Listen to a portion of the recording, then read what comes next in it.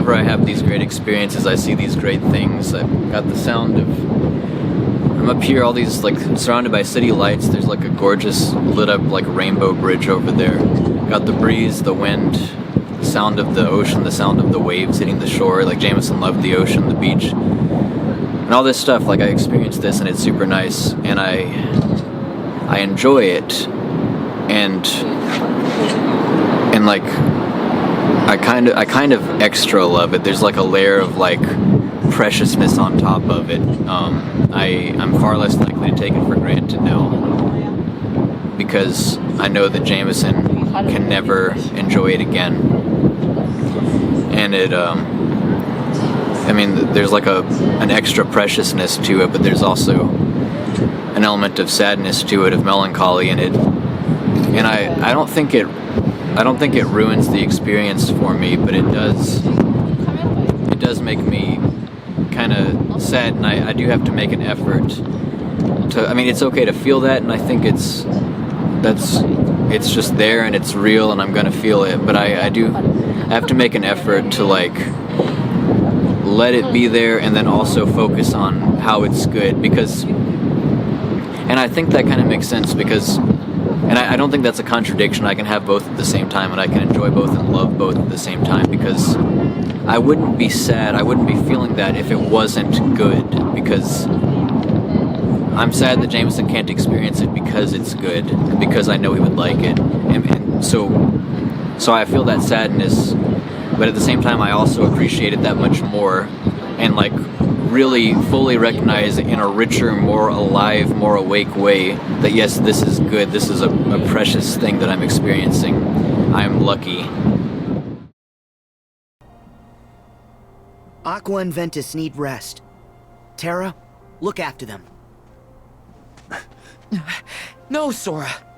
I'm going to.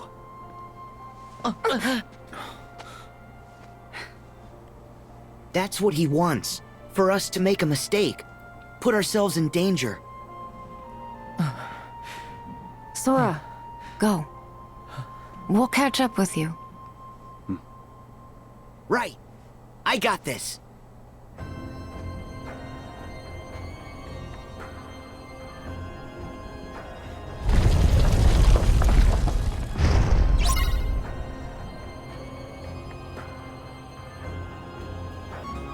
Alright, I just beat Terra and Ventus. I mean, used to saying those names together. I just beat Terra and Vanitas. Now I'm about to go see Kairi and Axel.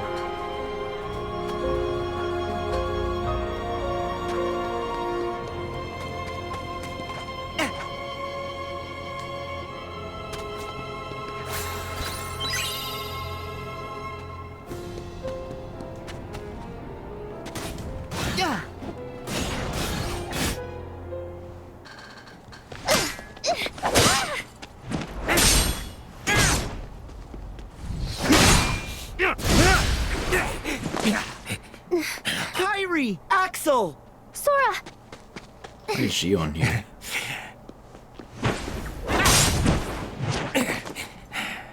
Nice to see ya. This song. The moon shines down.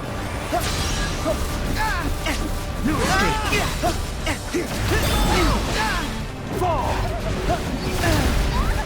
Back off! Back off! Get away. Heal!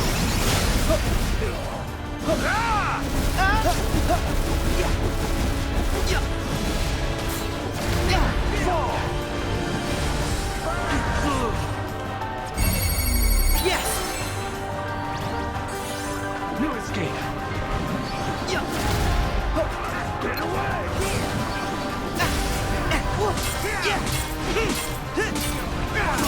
Just gonna stand there and take it.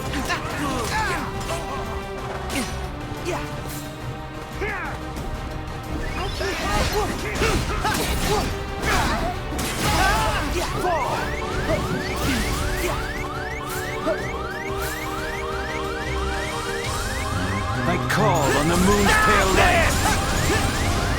Just stop!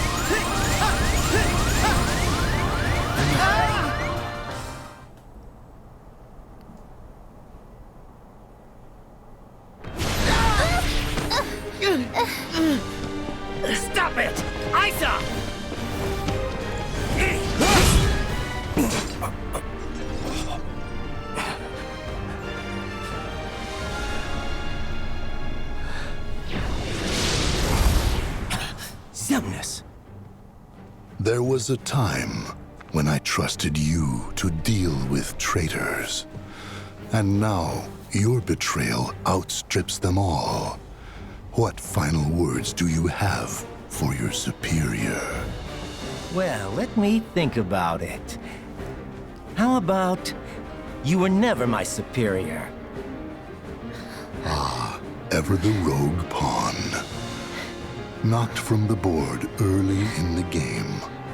Utterly useless and forgotten. Are you kidding? Do you know how popular I am? I got loads of people rooting for me. Sorry, boss. No one axes Axel. Got it memorized? Is this supposed to be a keyblade? Or is it some sort of joke?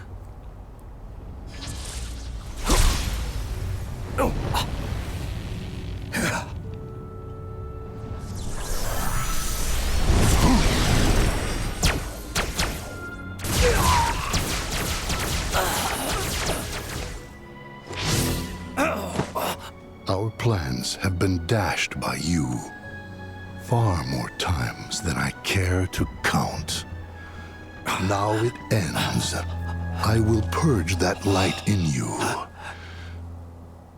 With darkness. Changing sides again? We need him alive. You know that. We only need his heart in order to forge the key. We do not need his soul. Oh, but that's right. You were friends. Then, you take his life.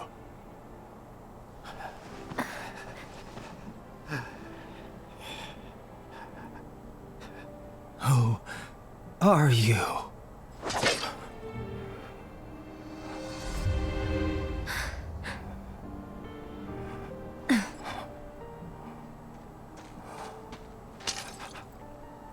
Don't do this.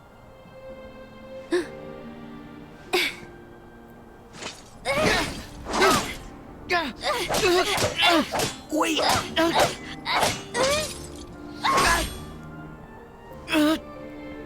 It's all right! You can stop now! It's all right! Xion.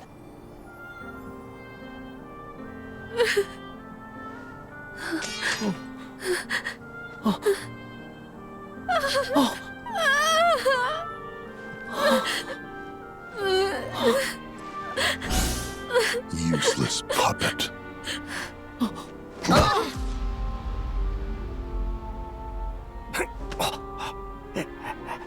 Xion!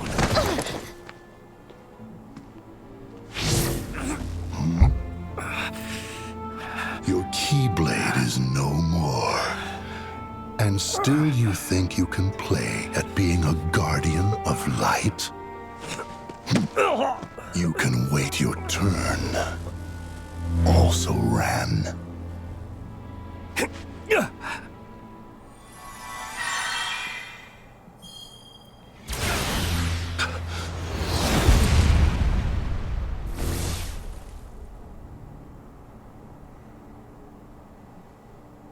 Hands off my friends.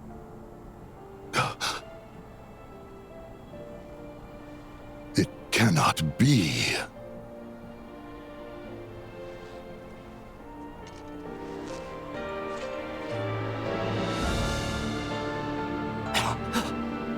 Roxas! My turn.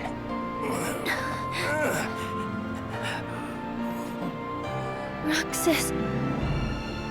This is impossible. Where did you get a vessel? Same as you. Same how? Most of the organization's members, they traveled here from the past as hearts. And you had replicas ready and waiting. One for each of them. Who told you? I owe my return to many. Some of them people you knew. Ansem the Wise. Xehanorts. And others too. It seems you're not as good at winning over people's hearts as you think. Ah, I see.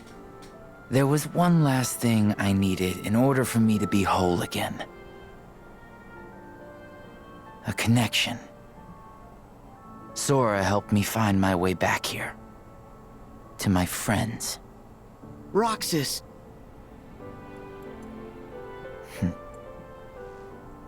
I don't need hearts. I will scatter them all to the winds. Kairi! What difference does one little light make? You have others. Just as we have more darknesses to Harry replenish never our gets to do ranks. anything.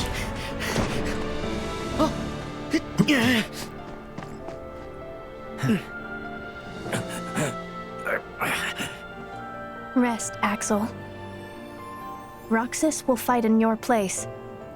And I'll fight for Kairi. Yeah, when it comes to Keyblades, you're the old hands.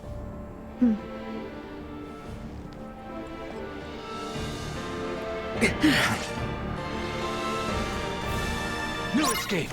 No escape! Get ready! Go!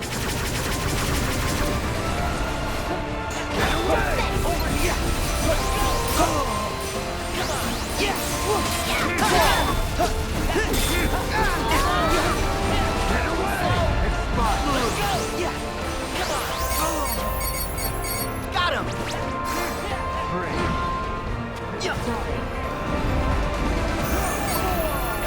There!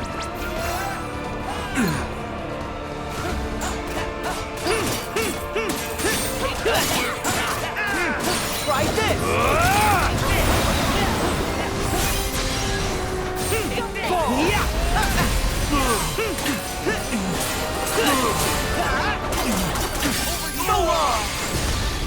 God, this music.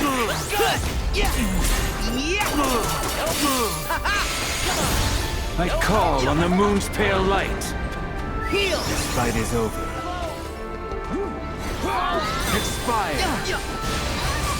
Get away!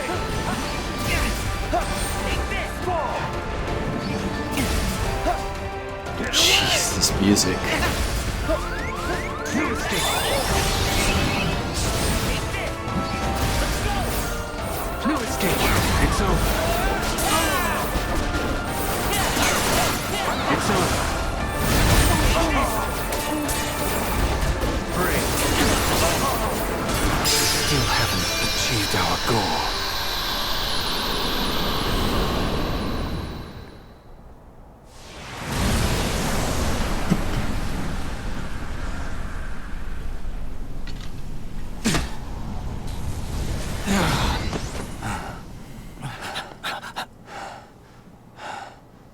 Why so sad?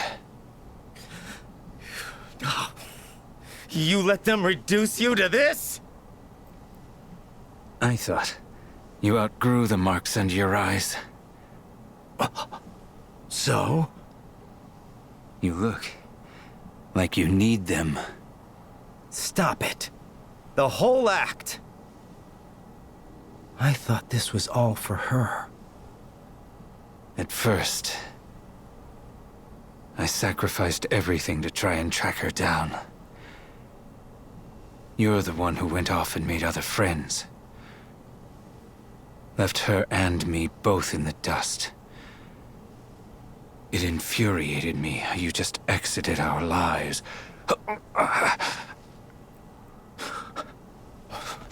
I lost all sense of purpose.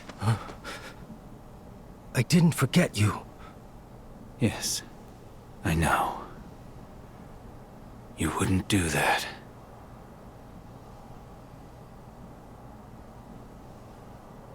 But I was jealous. You admit it. Well, if I make it back, you won't get it out of me a second time. See you, Aiza. See you, Lee.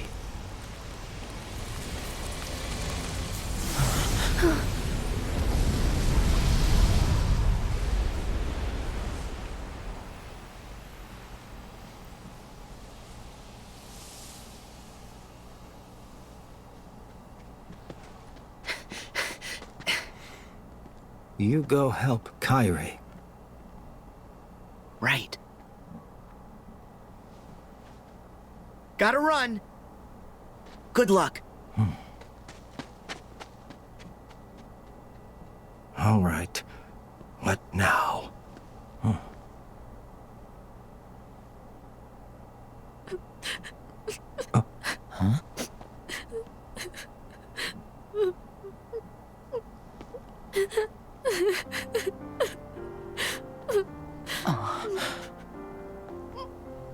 Guess I should have brought some ice cream.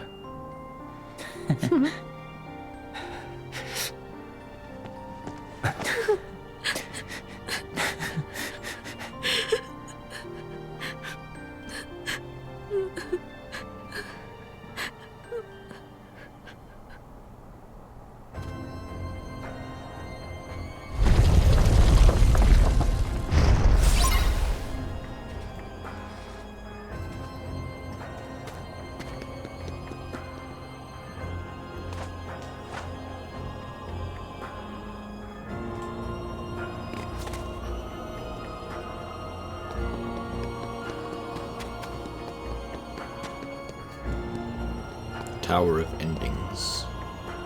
Oh.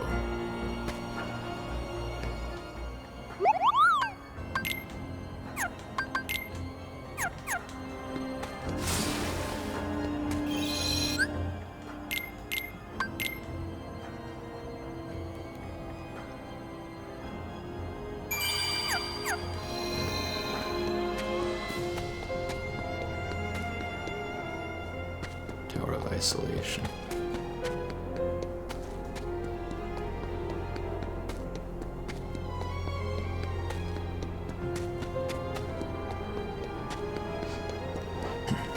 Okay. Just beat Sykes. This is all nonsensical and it almost makes me mad, like the potential there just I don't know. I knew the story wasn't going to be good. I knew it was going to be a bunch of nonsensical, convoluted retcon nonsense. That's okay. Riku! Your Majesty! Huh? Sora! About time. Sorry.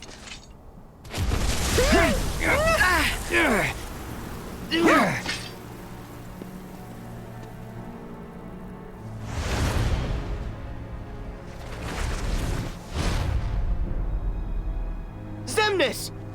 Where's Kairi? Wait, is she in trouble? Yeah, Xemnas took her.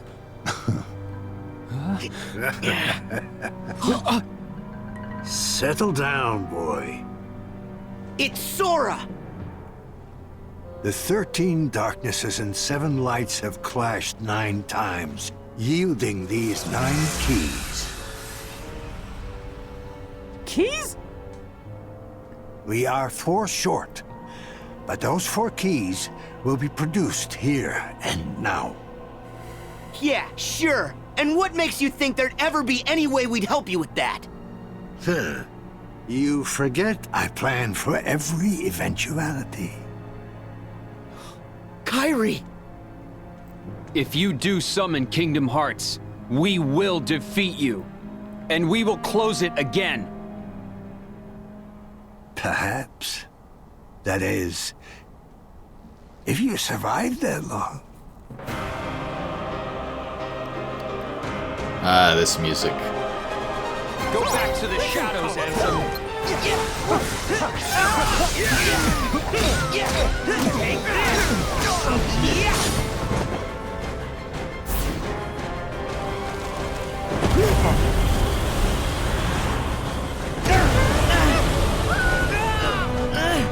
Riku!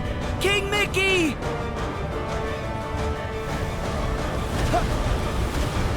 That's checkmate. Are you ready?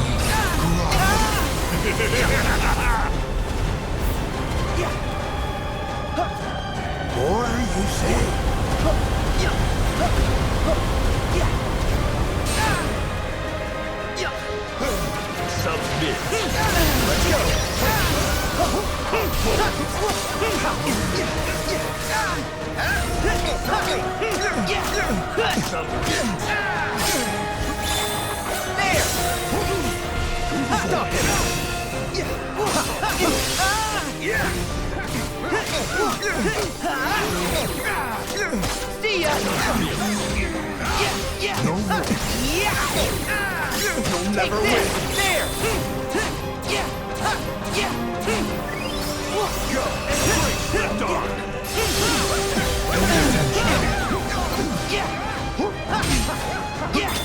To the wall! Heal!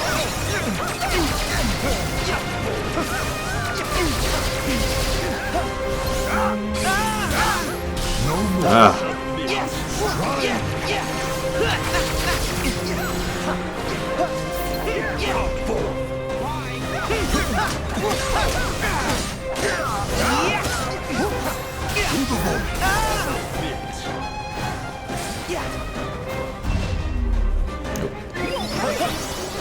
Stop him! Got him! Surrender to it! No more. Come forward!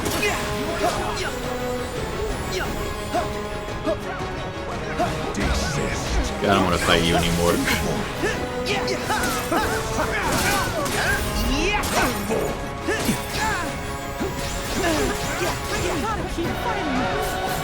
Back off!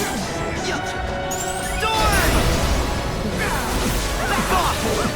So this is where my role ends. Yeah, get out of here, bland character.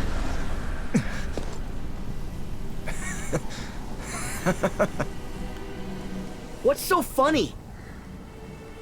I told you. There's a high price to pay for all of this. And what price would that be? I'll go back to my time and live out my life. But Sora, you're done now. Your journey ends here. What? Goodbye, Sora. Your time in this world is... Go on.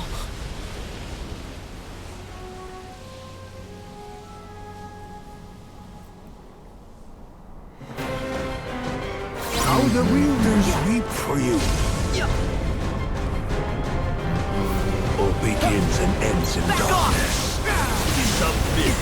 Are you ready? Back off! More, you say?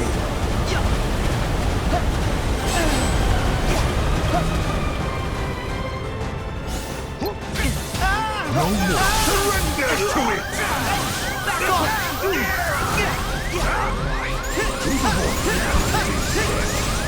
Thanks!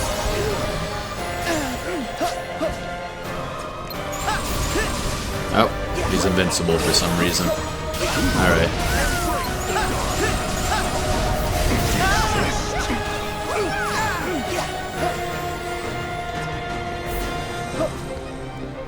Heal!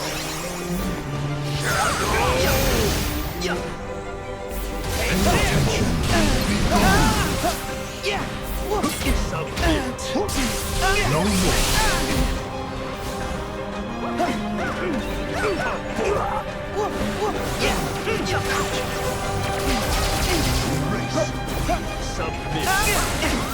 Good God.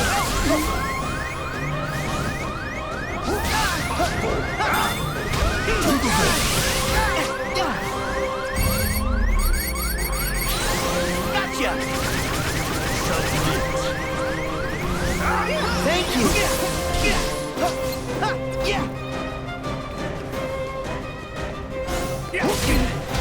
No limit. Surrender to it! Jesus. Got him!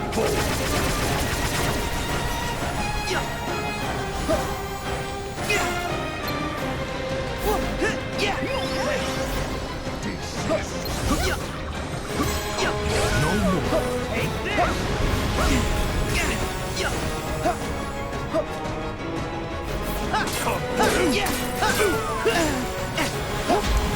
Ah. This is so annoying.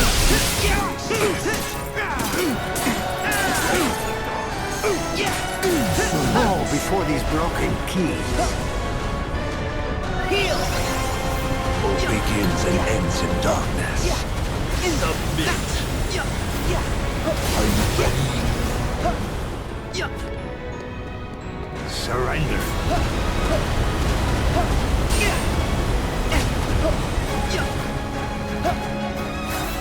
Submit.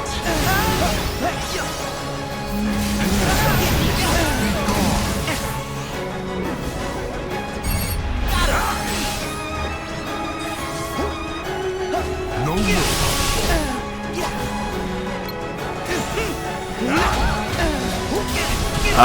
It doesn't seem to be possible to block. What am I feeling? Let's get the fuck out of here.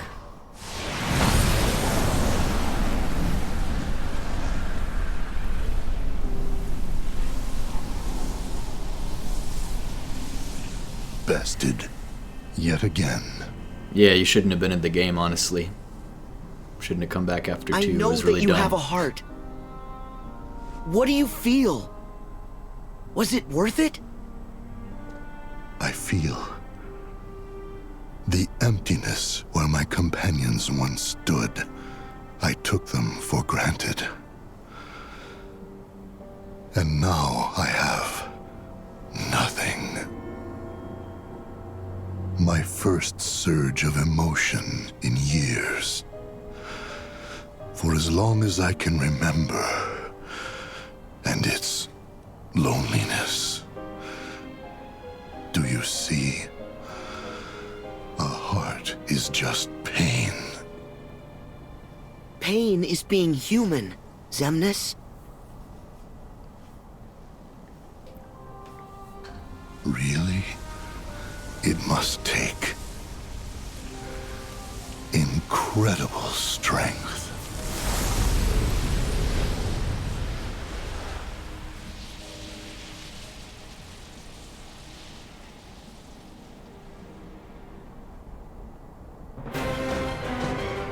Fall before these broken keys.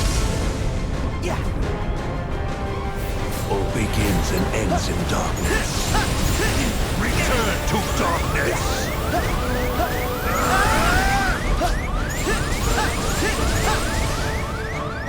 Surrender.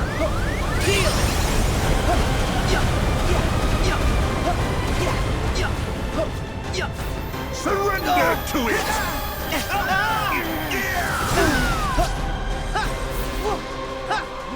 Come forward. Gimme!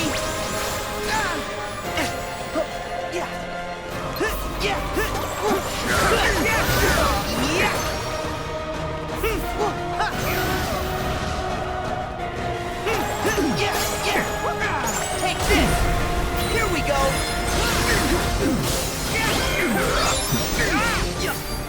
This will be easier. Surrender to it! Go on! What? Desist. Come forward.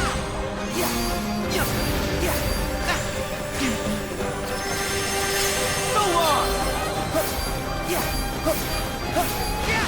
Reach for the There we go. darkness.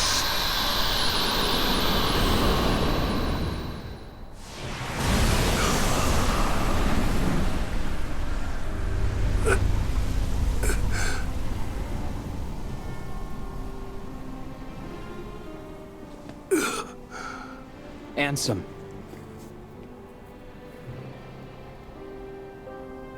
What a journey you and I have had. You know?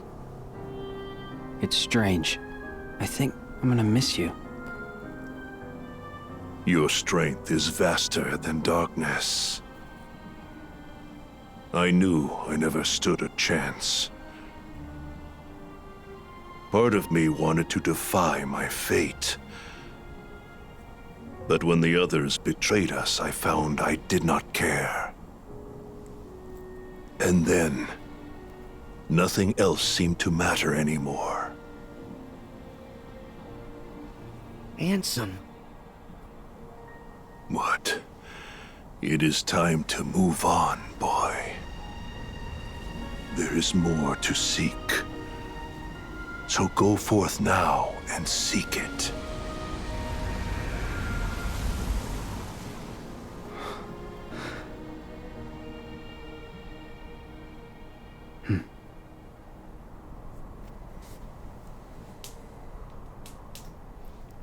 Stupid.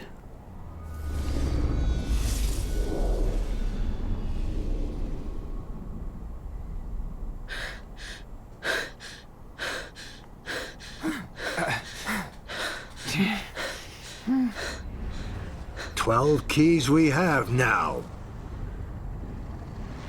Leaving just one more.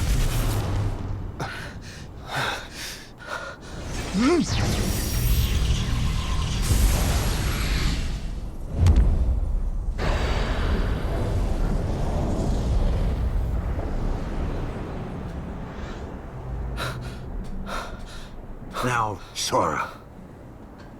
Darkness and light's final clash.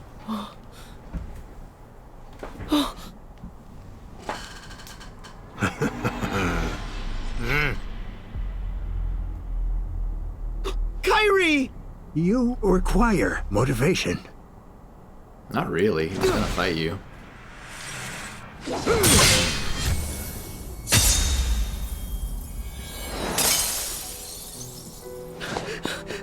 Kyrie! Why her?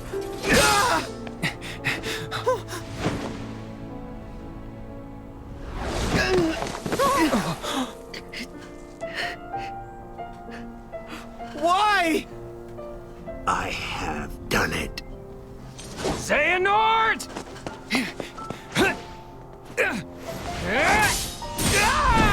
You'll pay! Ultima! Upside.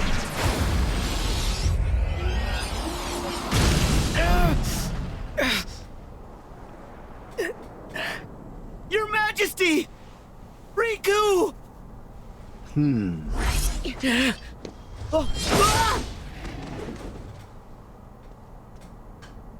Now, the Keyblade War will finally reach its conclusion.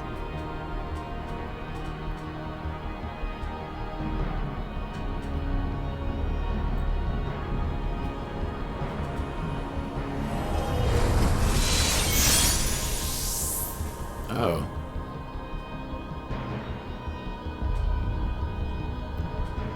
Ah, the Keyblade is complete. Kingdom Hearts, I call upon your true form. Open now and show me the world to come.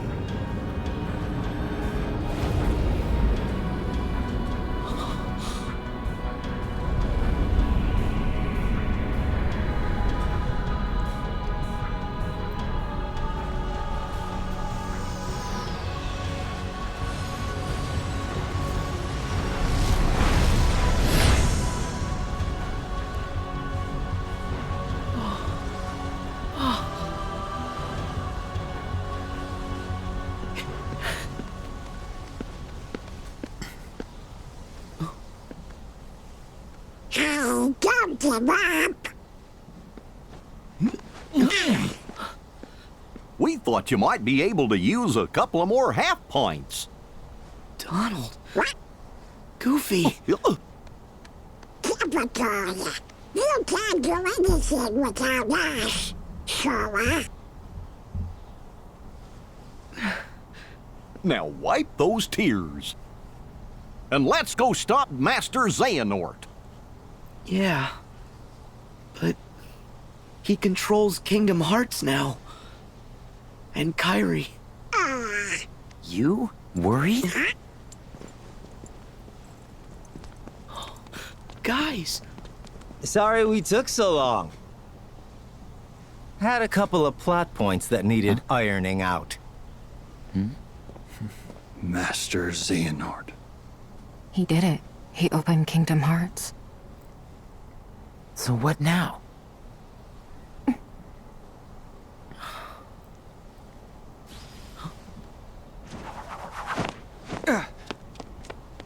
We got one hope.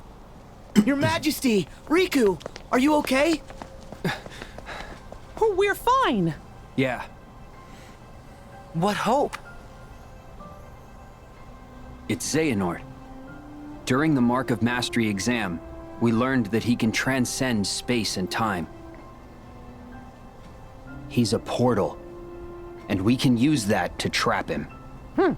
But it won't be easy. Aqua, Riku, I'll need both your help if we're gonna push Xehanort out of this world. Understood. Wait! I'll do it.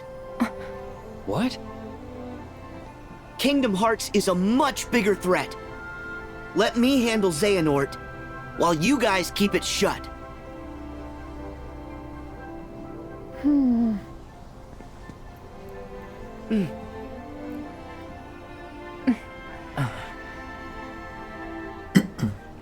Right. Why is Kingdom Hearts a bigger threat? What will it do? Okay, Sora. I got this.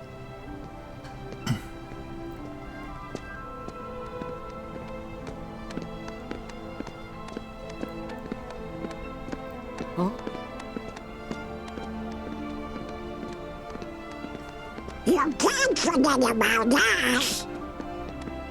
Without Keyblades, it's not like we'll be much help here. Oh.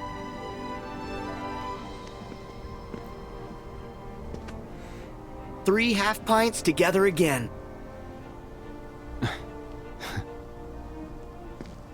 Let's move. The darkness is spreading.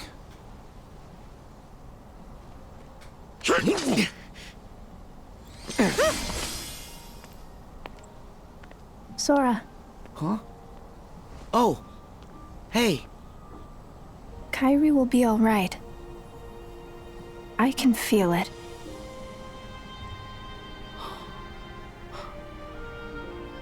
Thank you.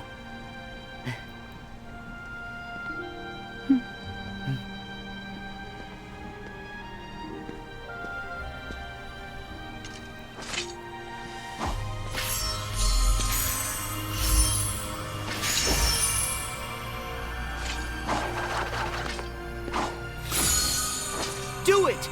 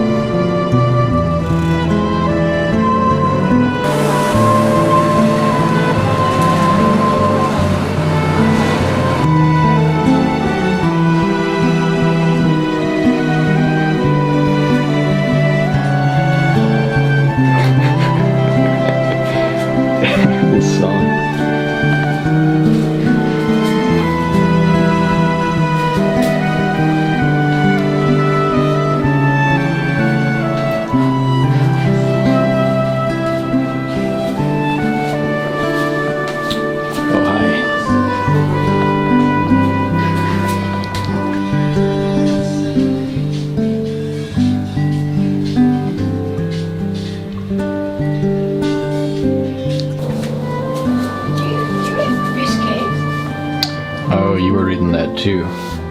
Did you see it on that blog post? Probably, or it's just famous. There's like one. Oh. Yeah. I can wait. You don't want your voice to be in it? No, I mean like, it'd be kind of random. So this song, okay, this is the La Valse Hotel, right? Yeah, La Valse Hotel in Busan. As soon as we walked in, this song has been playing like nonstop. I didn't realize it was looping, so I thought like, man, this is a long and repetitive song. And at some point I realized it was just like a looped, I don't know about an ad, like a little reel that they play on the TVs in here for their hotel. But okay, I've had about as much as I can stand. I'm gonna turn this off. Here on Busan for my summer vacation, because I can't, because of the virus situation, I can't go abroad. Probably would have gone back to the States to see my family, because they keep asking me to come visit. Or I might have gone somewhere interesting, but anyway, I can still travel within Korea. I just gotta be careful, be smart. But yeah, so we reserved high-speed SRT train tickets to come here, and here with my girlfriend. She was coming from Seoul, and I was coming from Cheonan, so she got on the train before I did. We had reserved these tickets, and I got to the station early, and I was like, I hadn't slept much, and so I was looking at my ticket on my phone, and I saw that my seat was 15D, and so I thought, okay, I'm in car 15, which doesn't make any sense if you think about it, but I hadn't slept much, and that's kind of where my brain went, so 15D. So I like sat on the bench in front of the spot for like car 15. I was actually supposed to be in car 8. And I've taken the high-speed trains, not the SRT, but the KTX, which shares the same railways. I've taken the KTX several times. So every time I've taken it, it's been like a really long train that takes up pretty much the entire platform. Like every spot on the platform is used. You can board from anywhere. And that's how like the subway is as well. The entire length of the platform is the same. It corresponds with the length of the subway train. So that's what I was expecting. So I was like there early and I was waiting. I was at the wrong spot, but if it had been like a normal day, like every other time I've ever taken the train, it wouldn't have mattered. I would have seen the train come up. But the train was like half length. It was only 8 cars in total. And I was on platform 15, and the way the platform is like a bunch of stuff you can't, unless you like walk out to the edge and look down, you can't see down the platform super far.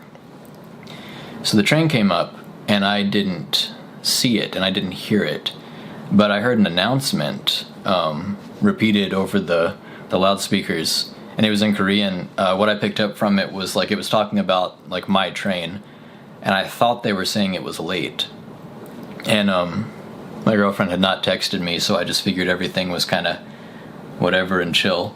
So then like 4 minutes after I should have boarded, I texted her and was like, train's a little late. And she said, it's here. It's in Cheonan. And I was like, what? And I said, what? And she said, huh? And I was like, it didn't come to the right place. And so then I was like nervous that the announcement that I didn't fully understand was saying it had gone to a different platform or something. I didn't know what was going on. The train wasn't in front of me. I didn't know it was like a little half-size 8-car train. Yeah. So then I said, I went to the wrong place, and she was like, are you serious? And I said, yes. And she said, stop playing. And I was like texting back and forth, and I was like, I'm not playing. I don't like, it was like kind of, so yeah, I missed the damn train. That's where this story, but like I realized what was going on. It was way down there, and I thought maybe it was slowly pulling up, so maybe what she meant was like it had just arrived, and so I was like walking towards it, but no, it was actually slowly starting to pick up momentum, and it just left, and I did not get on the train that we had reserved. Luckily, we were able to cancel the ticket. There's a little bit of a fee, I guess, but I just got on the very next train, so she had to wait for me to Starbucks here for like an hour. It's like a 2-hour train ride that we were supposed to spend sitting next to each other talking and stuff, that instead I just spent looking at my phone. So that was kind of a bummer, but whatever. Bad luck. But now we're here. We're at this hotel. It's pretty nice. Got a view of the sea, kind of. View of the ocean. We're on the 10th floor. I'm tired. I was carrying a bunch of heavy stuff. I was carrying my camera and my backpack full of clothes and stuff and my tripod, and I'm hungry and I want to go eat. So this is my summer vacation start, kind of.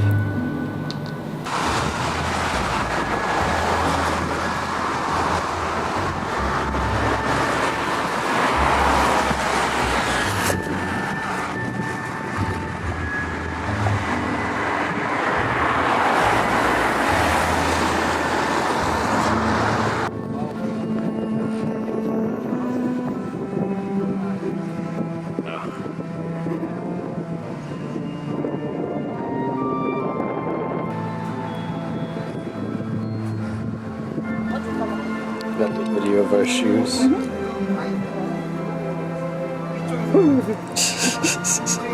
Oh, it's gonna break. It's gonna break. Oh no. Oh no.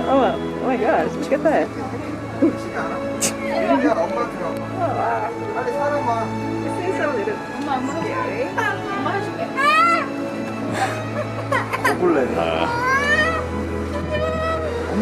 엄마 돌아가지.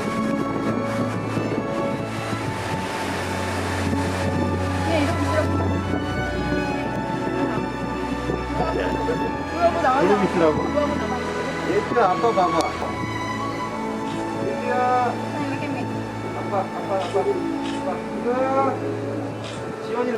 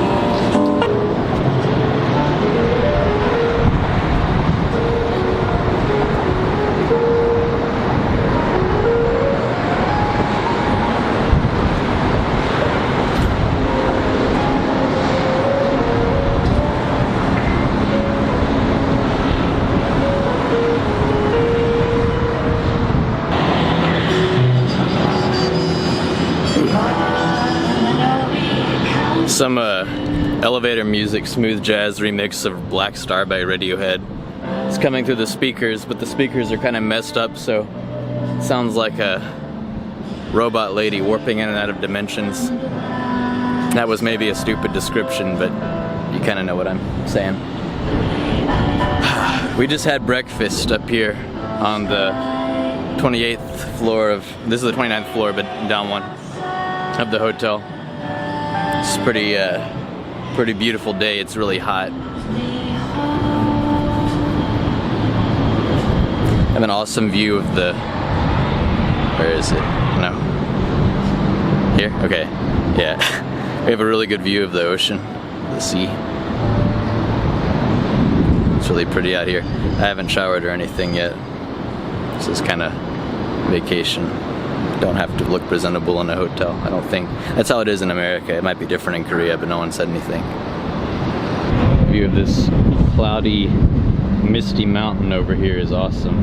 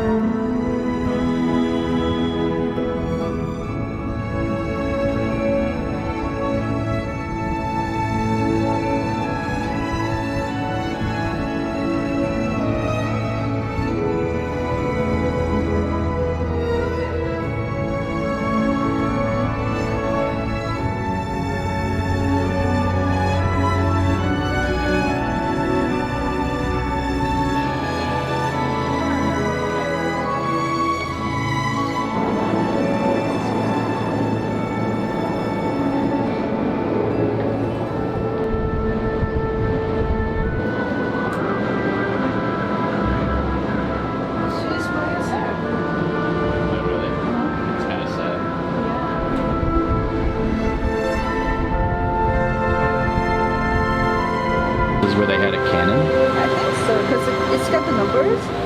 So it's probably like some degree or like. Yeah, that makes sense.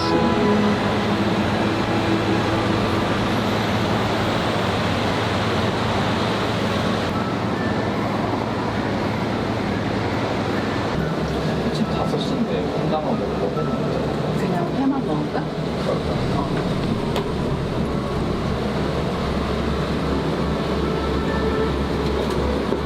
근데 귀찮게 It's a seafood soup.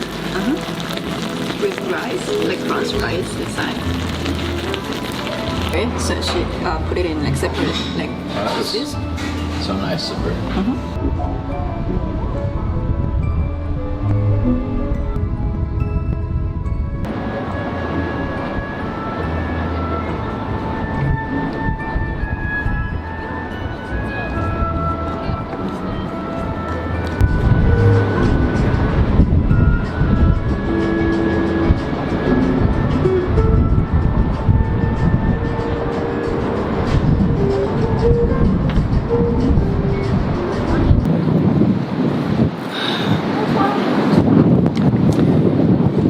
Waiting for this one for a long time.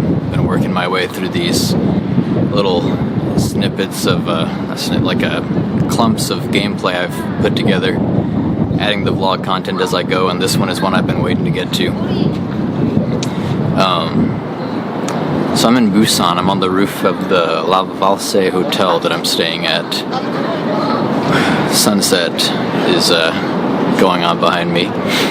Intentionally wanted this to be at sunset, twilight, because of Twilight Town and Roxas.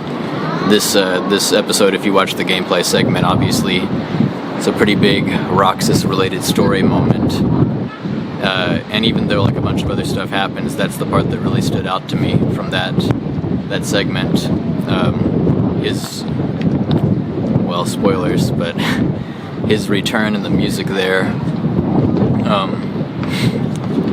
And so that's kind of like the jumping off point for this vlog segment. For starters though, I'm on vacation, did a lot of fun stuff today. And yesterday we had some fish cakes at a famous fish cake place. Yesterday, man, the clouds, the sky has been amazing today. Like, look at this.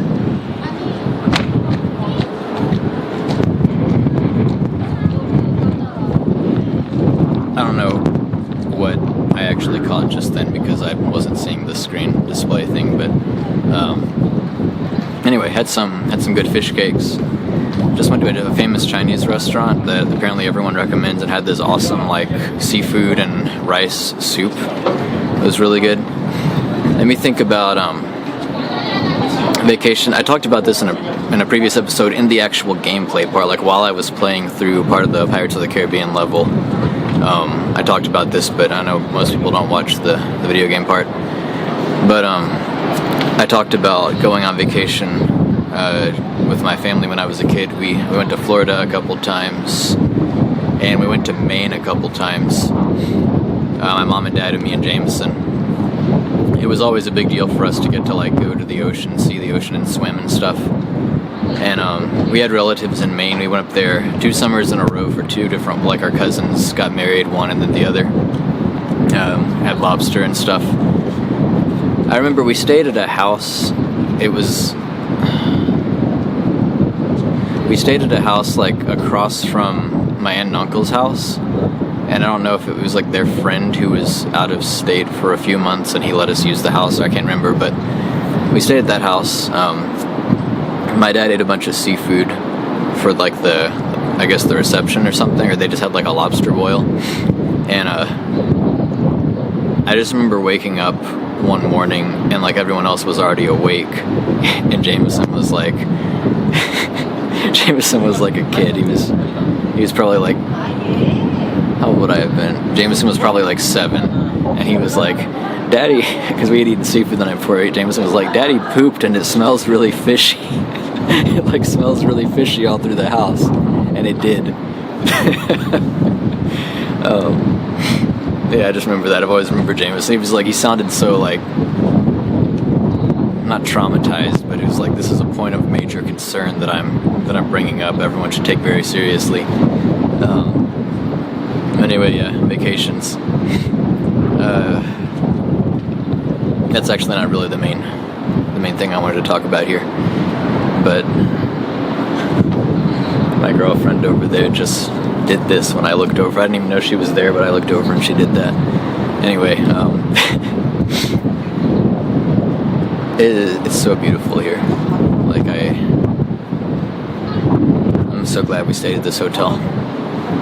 Anyway, yeah, so at the beginning of Kingdom Hearts 2, when we first meet Roxas and his friends, and it's their summer vacation, and they live in Twilight Town, and they're trying to do stuff to save up money to go to the beach, like to take a vacation together. And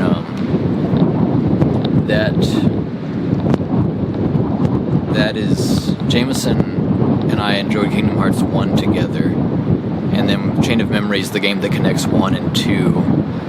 I played that and recorded it onto VHS tape so that he could watch it. He didn't want to play the game, he didn't really like the combat, but he wanted to know the story, so he just watched like the VHS tapes I had recorded. Because it was a Game Boy Advance game, but I could play it on the TV using the Game Boy player that plugs into the bottom of the GameCube, so I could record it onto VHS. And I'm like dating myself pretty hardcore here. I'm gonna be 33 this November, but anyway, yeah. So Jamison watched the story of that, but then with 2, like, Jamison played, I think, most of the tutorial, like the very beginning of 2. I guess it's not quite a tutorial. There's a tutorial in it, but yeah, he played the beginning of 2 with like Roxas and stuff. I don't think he even got past that. And that was pretty much where he stopped with Kingdom Hearts. He just kind of moved on and lost interest. But yeah, that tutorial, that segment, heavily focusing on Roxas.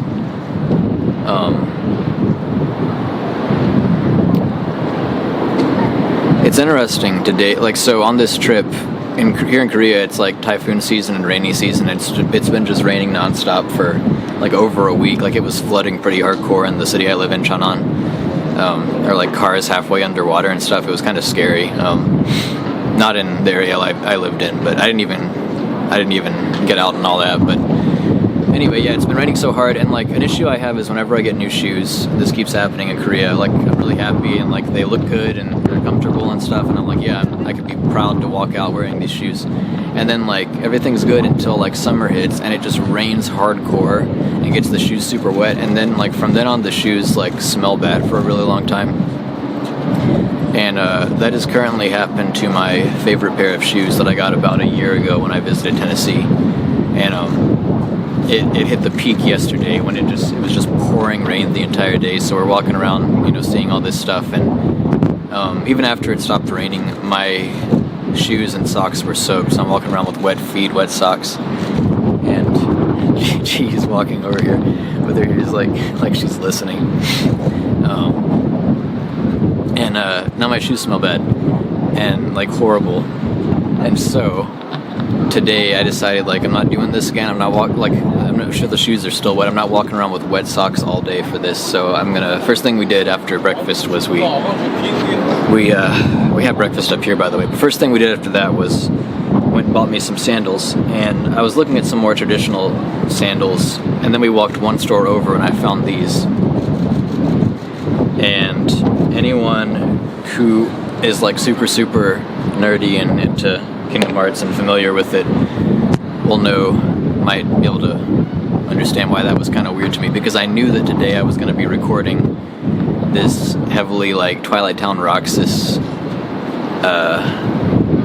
inspired vlog segment for my tribute series, and I am in need of sandals, and I find sandals with this pattern, which Roxas wears this checkered pattern, and it's meaningful because of the black and white, light and darkness. Kingdom Hearts 1, it's all about light and dark. Sora's light, the bad guys are dark. Kingdom Hearts 2 then kind of sloppily tries to blur that line and like pose interesting questions. Jeez, taking a photo of me. And so they did that by way of the nobodies, which are these... I don't know how much like Kingdom Hearts lore I really need to sit here and explain, but like when someone loses their heart, a heartless is created. The heartless is actually the heart, like the heart becomes a heartless. And in Kingdom Hearts 2, you find out that the body becomes a nobody. And so even, like, ironically, the heartless are not necessarily heartless beings. They are themselves hearts. The nobodies are the ones that don't have hearts. So that's kind of interesting. Something happened in Kingdom Hearts 1 to Sora, and so Roxas was created. Roxas is Sora's nobody. Blah blah blah, a bunch of stuff. But anyway, yeah. So Roxas's clothes. Tetsuya Nomura, always trying to be Mr. Artman and think he's smart. Think he's a visionary artist, being super subtle. He had Roxas wear this checkered pattern. And so yeah, I needed sandals or flip-flops or whatever, and I saw that, knew I was going to be recording this, and I was like, wow, okay, and I have to get this now. So Roxas has a sad story in Kingdom Hearts 2. At the end of the opening section, he learns that he's not even really supposed to exist. He's just been being kept kind of safe and oblivious where the rest of the organization can't get him until Sora is ready to wake up, and then Roxas has to go rejoin Sora because Sora needs his body back. And so Roxas is like, my summer vacation is, I guess my summer vacation is over, or whatever. Famous line. I guess my summer vacation's over. Looks like my summer vacation's over, something like that.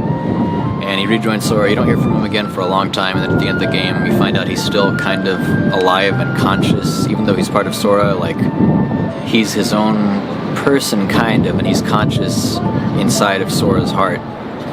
And so I guess it's kind of a happy ending. Like, Sora integrates him, and I guess he gets to live on and experience life through Sora. But later Kingdom Hearts games kind of question that, especially with 358 over 2 days, or by 2 or whatever, with Xion. The 14th. This whole thing is nonsense. Kingdom Hearts' story is off the rails, but she wasn't even supposed to exist. Roxas wasn't supposed to exist. All this stuff. Anyway, I guess to cut through a lot of this and to sum it up, it starts putting forth the idea that, like, Sora has a lot of room, because Sora's so nice and good, he has a lot of room in his heart for other people. And so Roxas comes back in. Xion, who at the end of that game that she's in is effectively wiped from existence, because, like, all memories, like, she disappears, and also all memories everyone ever had of her disappear. So it's like she's effectively wiped from having ever been.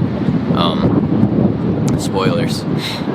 But somehow, like, some weird hazy fragment of her self, like, still exists inside Sora's heart, we find out in Dream Drop Distance. And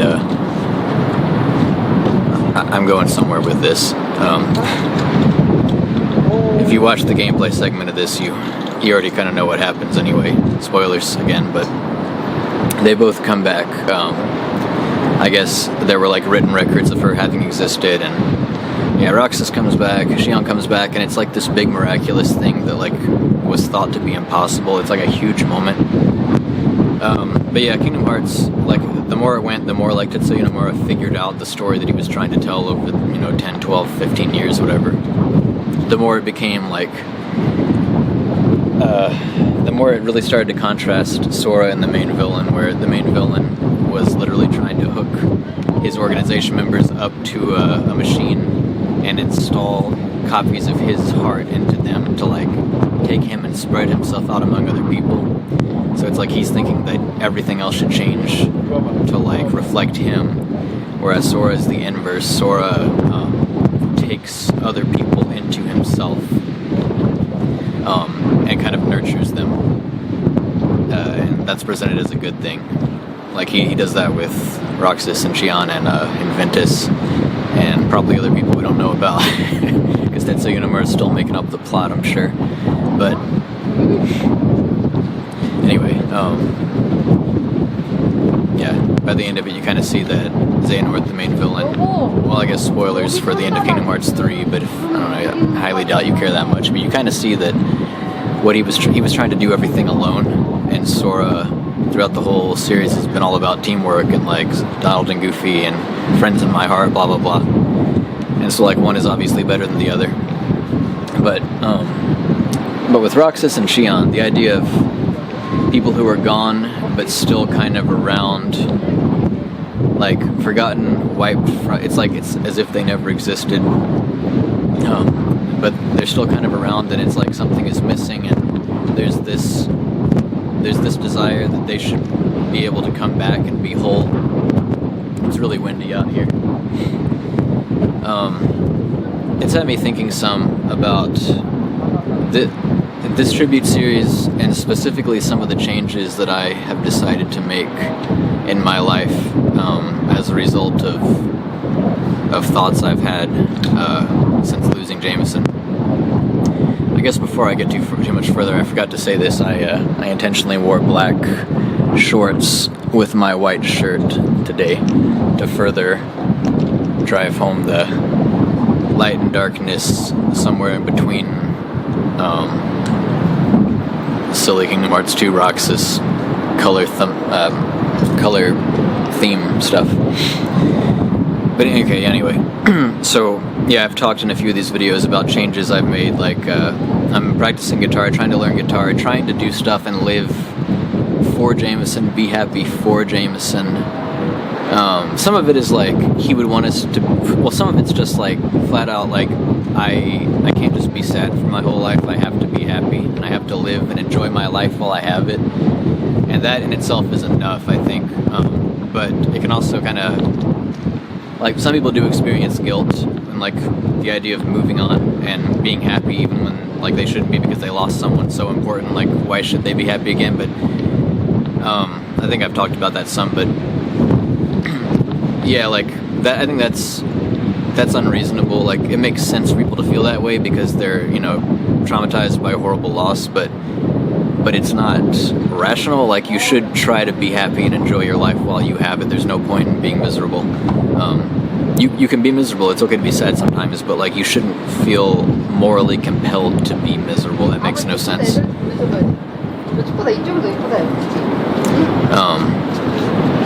So first and foremost, we should just try to be okay. But secondly, I want to do stuff because Jamison would want, I want to be happy because Jamison would want me to be happy. And then thirdly, and this is probably the more interesting thing to me, is beyond just the fact that he would want me to be happy, I want to feel like I'm carrying him with me everywhere I go, and whenever I do anything or experience anything, see anything, taste anything good, hear any good music, I want to feel like by keeping him in mind always, I'm sharing that with him, I'm carrying him with me, and I'm letting him experience it too. Even though, you know, like, I know I know that's probably not the case. A guy at his memorial service, a guy named Sean, my mom knows, he owns some hotels, and he was the one he let us use that convention room in one of his hotels to have Jamison's memorial, let us use it for free. Super nice guy. At that memorial, that was the first time I'd met him in person, the only time I met him in person, and he told me, your brother's always one step behind you or two steps behind you, something like that. He was like, your brother's always a step behind you, and don't let anyone tell you otherwise. I don't know, he said something, it was effectively, he was telling me, like, there's no reason not to think that, and nobody can reasonably, like, argue with me for thinking that. I don't literally think he's, like, always two steps. I wish he would just focus on me and stay focused. I don't literally think he's always, like, a couple steps behind me, but that's kind of the spirit of, like, how I'm looking at a lot of the experiences I have nowadays. I try to do things and keep him in mind, and I try to enjoy things for him, and I guess in a weird spiritual sense with him.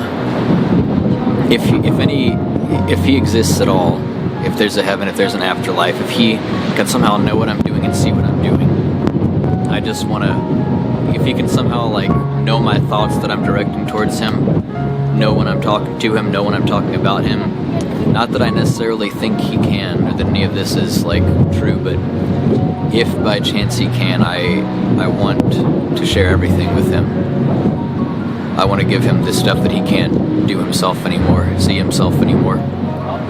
And realistically, that's probably just for me. That's probably just like, it's probably just me making myself feel better.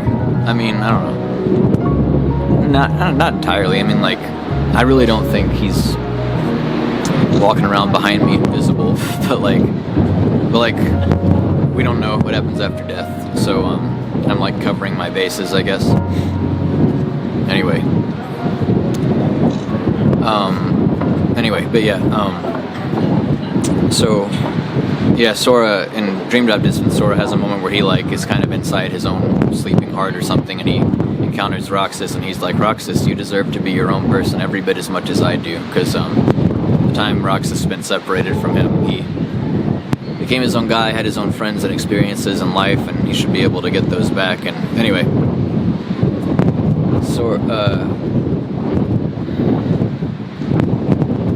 I don't really even know how to make this connection, like, the mask just got blown away.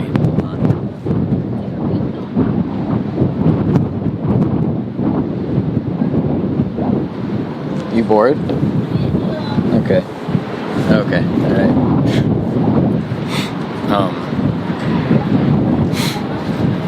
So, semi-related to all this is pretty good timing.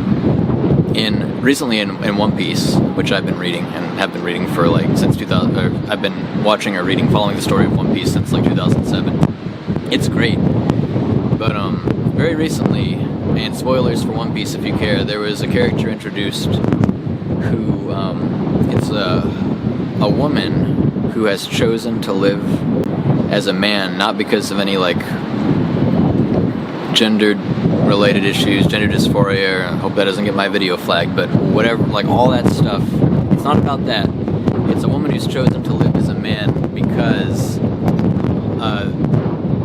a man that she really admired died, and she admired him so much that when he died, she decided to care. Like, One Piece has always been about inheriting the will of people, and like, people don't really die unless they're forgotten. You can inherit someone's will and carry it forward, and it's like they're still around, which I very much believe in. Like, I've talked about that before. You keep people alive effectively by trying to incorporate into yourself things about them that you loved. You keep those things, those aspects of their personality, of who they were, in circulation in the world, so other people can still experience that from you instead of from the person that is no longer here.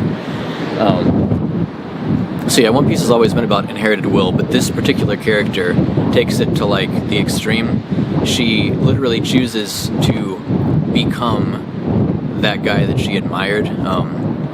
She feels that his death like cost the world so much, like she admired him so much, that when he died she decided to become him. So she chooses to live as a man and tries to carry on his will.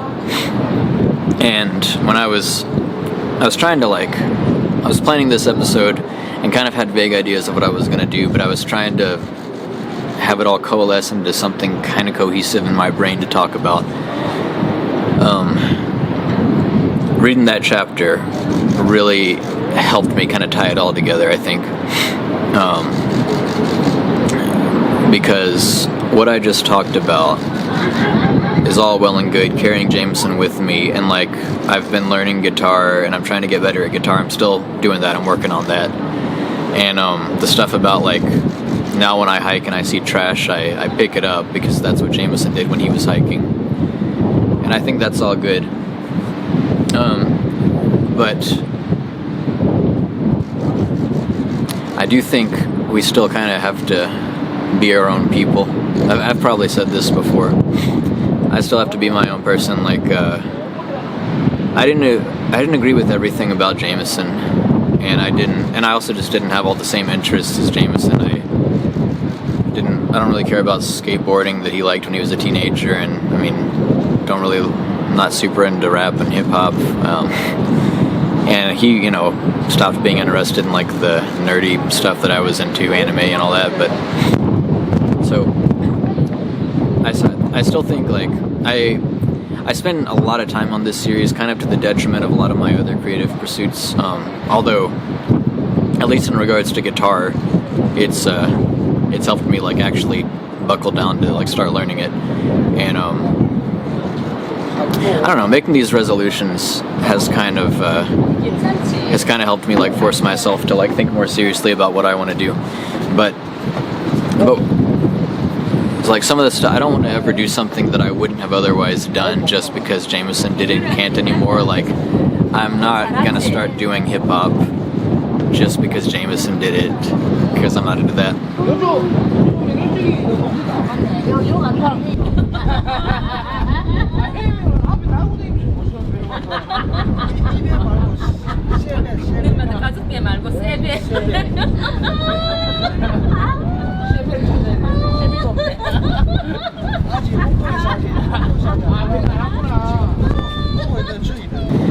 Yeah, inherited will, the idea of trying to... People are only dead, are only truly dead. So yeah, the idea of inherited will and people only truly being gone and dead when they're forgotten. I do very much believe in like trying to keep the people we love and lose around through how we live our lives and our actions and stories we tell, and it's partly what this tribute series is for. But we also got to be our own people, and so yeah, I'm not gonna emulate everything Jamison did. I'm not gonna emulate some of the things that I think were self-destructive, obviously, and I'm also just not gonna. I'm not gonna, like there's a lot about him that I didn't, even as adults, I didn't really like.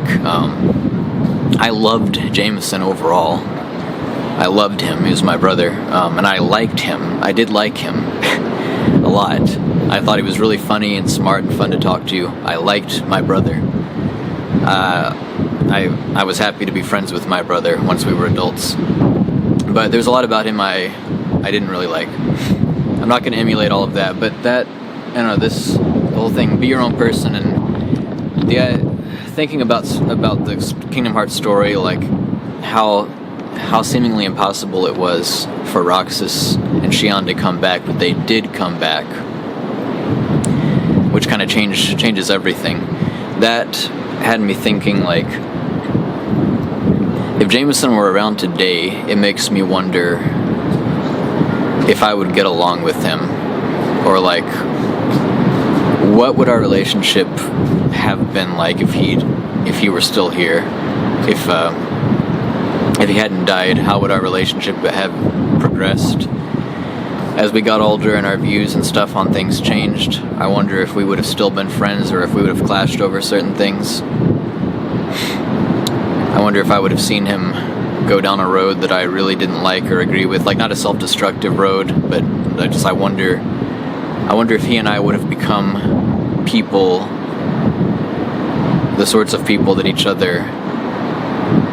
How do I say this? I wonder if he would have become a person that I found kind of annoying, or I wonder if he would have become a person that I respected a lot, or maybe if there just would have been some mix. And then, also I wonder what he would have thought about me. A lot of bad, unpleasant back and forth with political and cultural talk these days, at least in America. I feel like we've super polarized. I don't want to get into all that, but I've seen people like basically cast away friends they've known for years. I mean, I've had it happen to me. I've seen people pretty much like disown their families and say that, like, I've had people literally tell me like I have all but disowned my family because their family thinks differently than they do about political stuff. And I feel like a lot of people have been whipped up into thinking that the other side is just evil. That's the only explanation. Like, it couldn't possibly be that everyone wants things to be good, but has different practical ideas about how to go about achieving that. I feel like people are whipped up into thinking the other side is just evil, just spiteful. I mean, like, articles and stuff flat out say that. I think social media is really toxic and cancerous. And I've seen people that I know, like, kind of just waste away. Like, I've seen their sanity. It's like I'm watching them go crazy in real time. I'm watching them just break down and become more and more mentally unhealthy, just like right before my eyes over the span of months.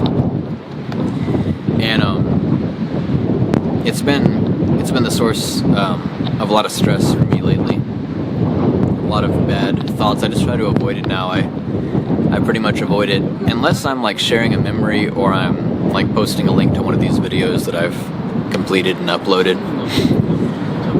But social media was like the main way that I kept in touch with Jamison for a long time, because I hadn't seen him in like 5 years since I mean, the last time I saw him was like sometime in 2013, and he died in 2018. Just because I've been away for so long. Lived in Seattle 3.5 years. I've been in Korea now for slightly more than 5. But yeah, so social media was how we kept in touch. Facebook Messenger, and also like commenting on each other's Facebook statuses and photos and stuff. That's how I keep in touch with my mom as well, for the most part. And I just wonder if Jamison were still here, would he have been whipped up into the same kind of frenzy as some of the other people I've seen? Would he have... because Jamison and I were both really liberal and like left-leaning and stuff when we were young, because everyone is, you're kind of just automatically conveyor belted in that direction by society and art and just everything around you. Music and movies, they all have the subtle messages built in, so you think you arrived at the conclusion yourself, but you really didn't. You just were passively shaped by the culture around you. Not to say that there aren't like self-actualized people who have done the hard thinking for themselves and ended up being left-leaning. I'm not saying that. I'm saying that for most people, and you could say this about like people who grew up in really sheltered religious right-wing households as well, most people are not extremely active participants in who they become ideologically. I really don't think they are. I don't want to give them credit because I haven't often seen evidence that I should. It really does just seem kind of automatic or thoughtless for a lot of people. And I do think it was that way for me in some ways for a while. Probably for Jamison as well. And yeah, I have become a lot more centrist, even kind of right-leaning in recent years. But left and right is this is a politics video now. Left and right is so misleading because there's like issues where I'm more left and issues where I'm more right. But like as a whole, overall, I've gone a lot more towards the center than I used to be. A lot more towards the right than I used to be. And Jamison, as far as I could tell from like just stuff he talked about and stuff he said in the last year or so of his life, was still pretty left, but I mean he was 25. I wonder, I'll never know now, like I wonder how that would have progressed. I wonder if we would have like started having disagreements. I like to think he wouldn't have disowned his family if he disagreed with us about stuff, because he would have like known that we're not evil. We don't think anything bad, like just because, well, the wind is blowing my camera strap around like hardcore. Sea breeze is no joke. Anyway, yeah, I don't know.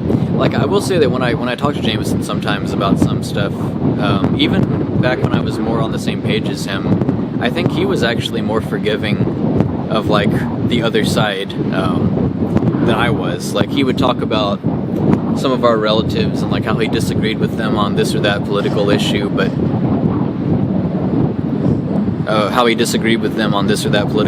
but they were, like, really good, kind-hearted people. And like he was able to recognize their humanity, and I don't feel like I ever quite saw him like going along with the mindless crowd. Like, he wasn't really the sort to like mindlessly just share a meme and then be like this and put a period and be like, there, I've done a good deed for the day. Like someone else used their brain to type up an argument that I hadn't even like formed in my mind, and I read it and was like, yeah, that makes sense. Jamison actually had his own thoughts and his own stuff to say about things, which I always respect that from anybody, if it's actually their thoughts and it's not just like they're regurgitating a bunch of stuff that they've picked up. But yeah, so I don't know, I was about to say I have hope, but like there is no hope. This is a hypothetical what if situation. This is in an alternate universe where he didn't die and he's still with us.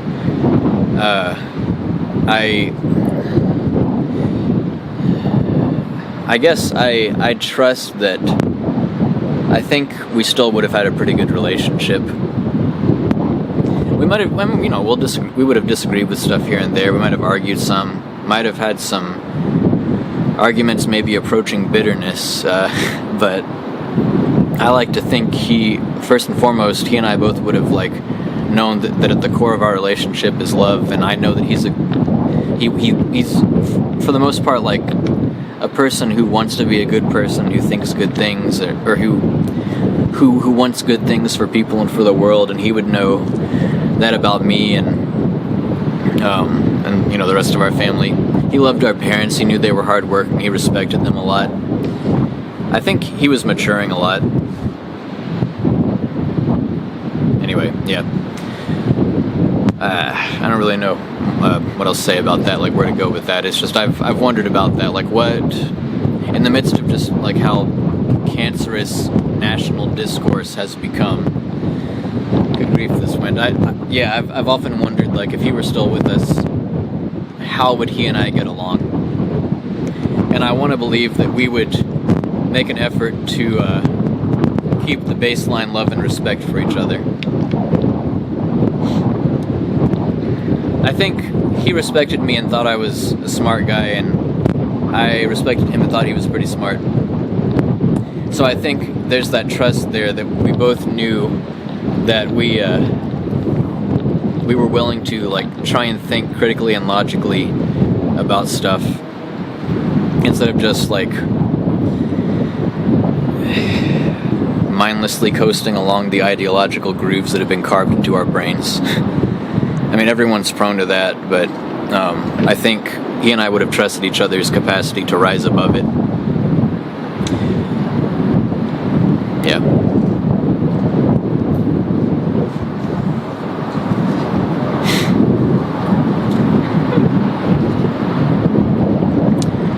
Call back to an earlier episode, the RPG Maker episode of this series that I did. I talked a lot about 3 the Hard Way, that RPG Maker game with all the licensed music, a lot of R&B and jazz and anime stuff, and how most of those songs I first heard them as MIDIs in 3 the Hard Way, and then ever since then, all throughout my life, I've heard them, the actual versions of them, here and there, and I'd be like, oh, that's from 3 the Hard Way. And up here on this rooftop, this morning when I was like when I was eating breakfast, I heard like 2 different songs that were 3 the Hard Way songs.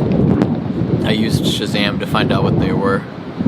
I don't have my phone on me, I left it in the room by accident, so I forget the artist, but one of them was called Around Midnight, I think, and one of them was called Misty, if I'm not mistaken.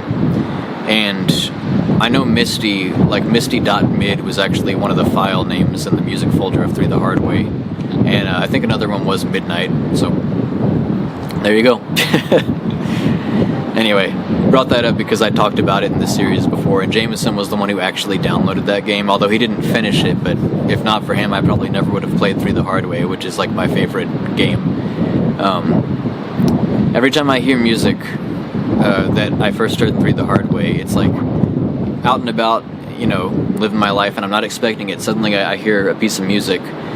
It takes me back, especially now, like it takes me back to those days of being a teenager and just all the stuff that Jamison and I did mean, that was roughly the same age as when we were playing Kingdom Hearts 1 together and excited about the story and stuff, talking about the music and how much we liked the opening area of the game, Destiny Islands, and all that.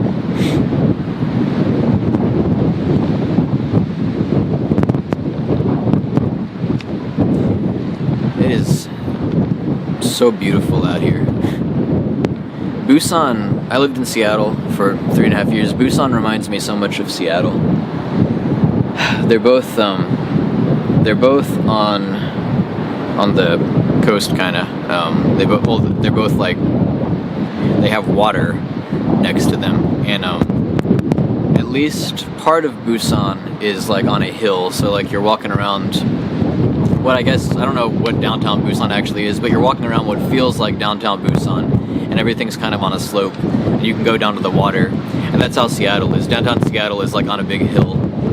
You can go down to the waterfront. And I just think about that 6-day adventure Jamison and I had together driving from Tennessee to Seattle that I talked about in another episode of this series. I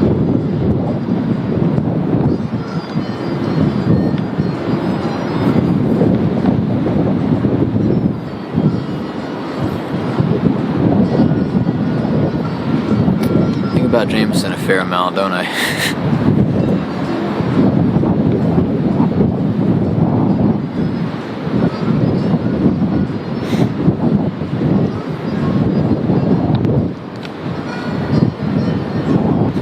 Back a little bit to when I was talking about wanting to kind of carry Jamison with me and share experiences with him. When I was in Seoul a while back, like several months back, I was at Namsan Tower, and that's a nice spot with a great view of the city of Seoul. I was looking out over the city, and I was looking out over the city, and I got kind of like misty-eyed and choked up. Because it was a really nice view, and I was just thinking about how Jamison can't see these kinds of things anymore. And then a couple months back, like several weeks back, I was at Lotte Tower. I went to the top of Lotte Tower, finally. It was like my first time. It's also in Seoul, a different part of Seoul. And I was looking out over the city, and once again, a really great view. And once again, I got kind of sad and misty-eyed, a little choked up. It's just whenever I have these great experiences, I see these great things. I've got the sound of, I'm up here, all these, like, surrounded by city lights. There's like a gorgeous lit up like rainbow bridge over there. Got the breeze, the wind, the sound of the ocean, the sound of the waves hitting the shore. Like Jamison loved the ocean, the beach, and all this stuff. Like I experienced this, and it's super nice, and I enjoy it. And like I kind of extra love it. There's like a layer of like preciousness on top of it. I'm far less likely to take it for granted now, because I know that Jamison can never enjoy it again.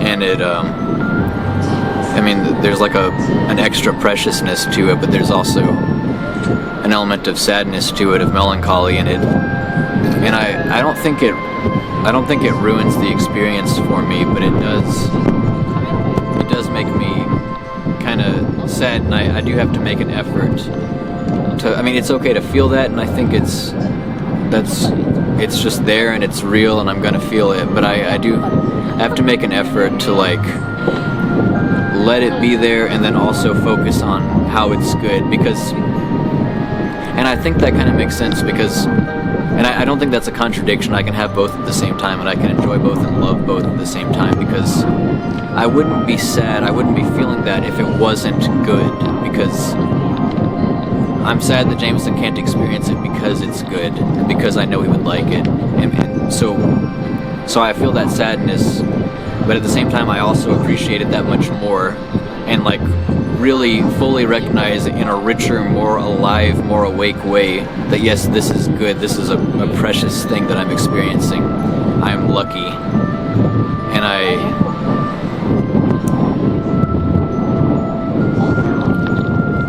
don't think it's a problem. I think it's, I mean, mean, I don't know. So, like, people, sometimes I don't want to just, like, not talk about it when it happens. I don't want to, like, make myself the center of attention and bring it up and, like, spoil everyone's time and, like, we have to have a long conversation about it. But I'm not, like, if I'm going to be spending time with someone, it's going to be someone that, like, I feel comfortable just sharing my thoughts with. And if that's a thought in my mind, like, up here now, I feel kind of sad that Jamison can't see that, you know, I say something like that, I'm going to share it. We don't have to sit down and talk about it for an hour, but I'm probably not going to be giving someone my time if they're not the sort of person who would understand my sharing that. But yeah, sometimes I do kind of think twice about it. Like, I don't want people to, like, feel awkward or feel like pressured to respond a certain way. But whenever I have brought it up, it's usually been fine. Like, it's when I was at Lotte Tower with my girlfriend, I brought it up. She was super nice and understanding about it.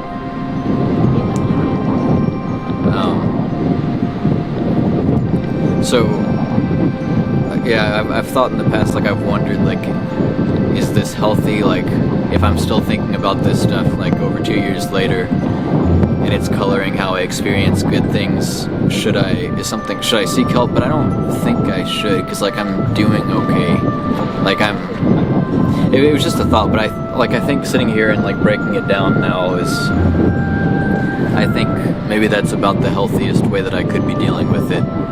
Like, I don't want to suppress my feelings. I don't think that's healthy. So I'm letting myself feel those sadness and think those things, but they don't completely ruin the experience for me. They don't make me afraid to go out and do good things. Like, I want to go out and see good things and enjoy myself, and I want to enjoy my life, and I want to have fun, you know? So it's not keeping me from living richly, or I don't think it's emotionally unhealthy. I think it's about the healthiest way I could deal with this stuff that is now just, it's going to be here. It's always going to, the title of this video series is always on my mind. And, like, that's pretty much true. Like, every part of my life now is colored by my brother. I no longer have, the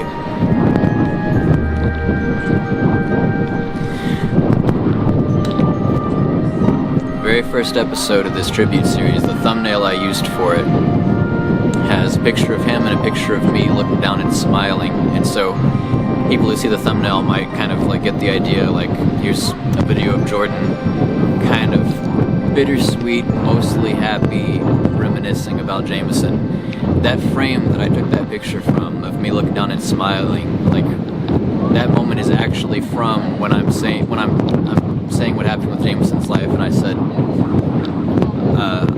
I don't remember the exact words, I said, like, we enjoy Kingdom Hearts together, and then as we got older, like, I stayed immersed in, like, video games, anime, and nerdy stuff, and he moved on to skateboarding and hip-hop, and I kind of smiled there, just remembering him rapping and stuff. And I was like, skateboarding and hip-hop and drugs, and then I say drugs, and then I immediately my smile goes away, and I go on to explain, because it's the opening, people don't know, like, it's the first episode, I explained the Jamison struggle with addiction for pretty much all of his adult life. Yeah, all of his adult life.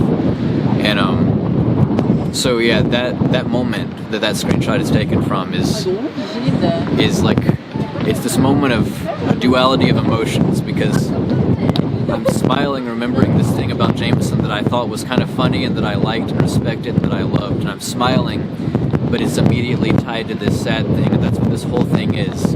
Good grief, the wind.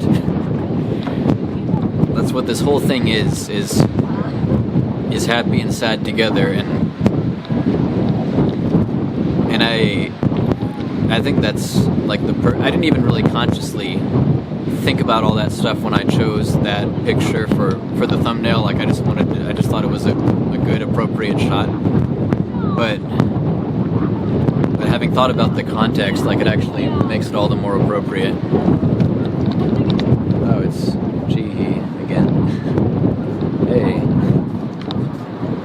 What's up?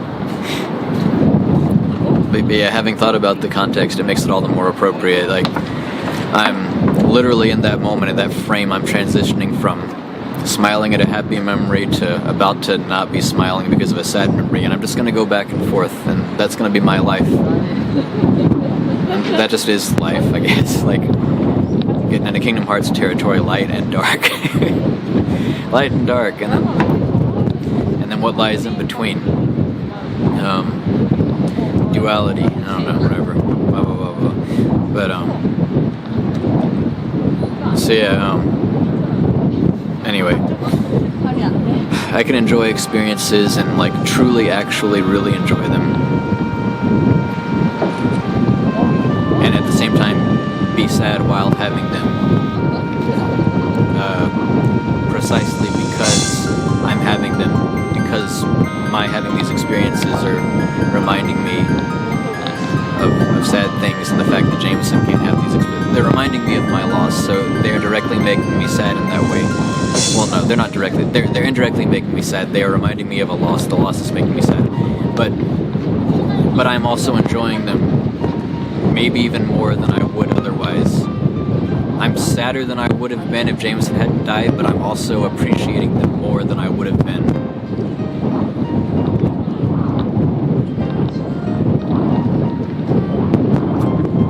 Yeah, anyway. I don't know, there's a bunch of stuff I just said. You can make whatever sense you want out of that. I think I'm about done.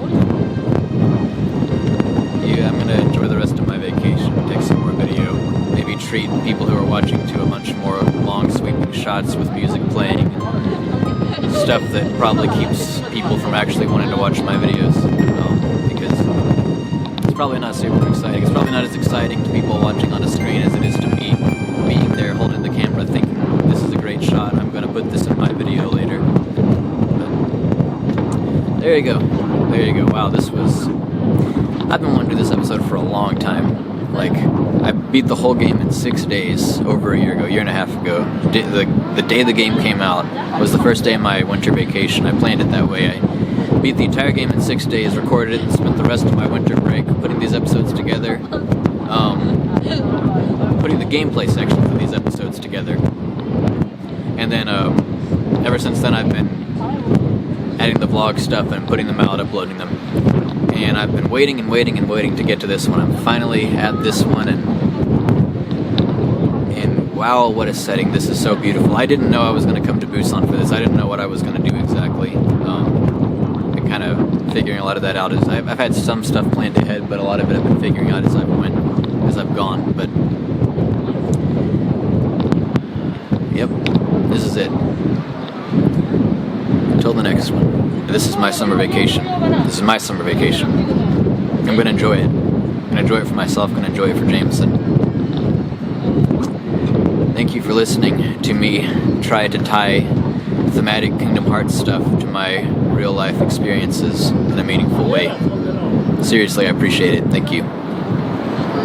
Greg Birdsall, I'm gonna call you out because you've actually watched my videos, which kind of surprised me because we don't know each other super well, but if you're watching this, and I think you will, and if you're watching this, thank you. Seriously, thank you. Alright guys, have a good one.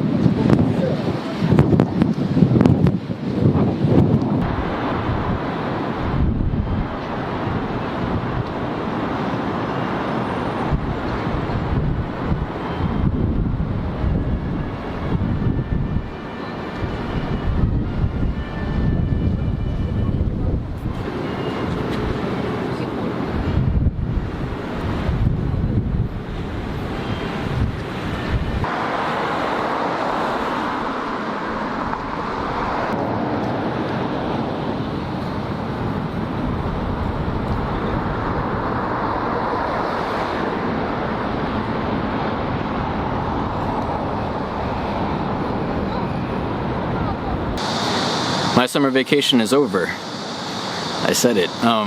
Yeah, but no, this is several days later. My summer vacation is actually over. I've been back at work for a couple days. But there's something I wanted to include in this episode that I didn't want to like put in the next one as a callback. So this is, you can think of this as a little bit of an addendum. I'm being joined by some friends up here. So I'm up here with my, well, that didn't work.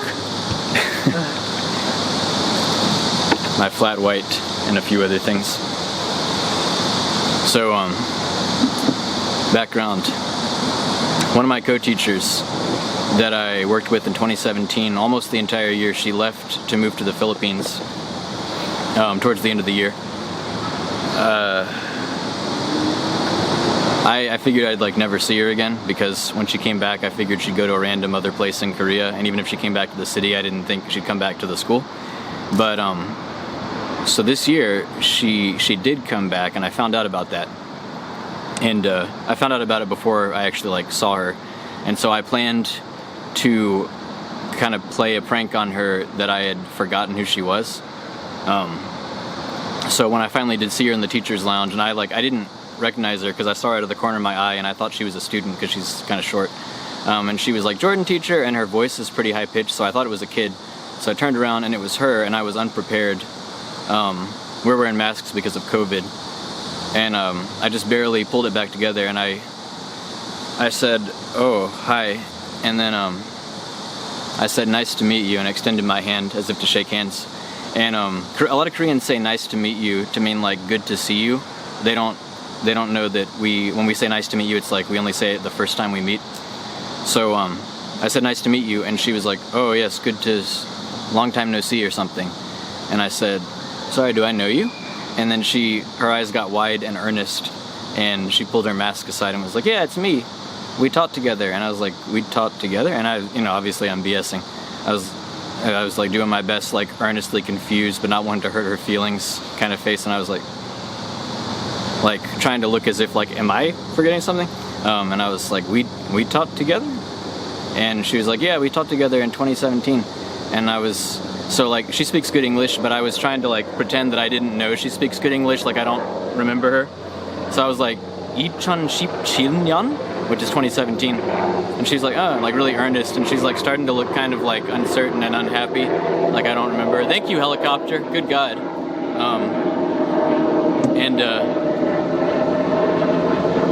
Yeah, okay. Starting to look kind of uncertain, and then I like said her name slowly back to her. I was like, "Kim Hyun Young," like to make sure I'm getting it right, even though I know her name. And she's like, "And then I just kind of like stared at her like I don't really know what to do, but don't want to offend her. And then I finally decided I probably can't like keep this up, so I was just like, "Nah, I'm just kidding. I know who you are."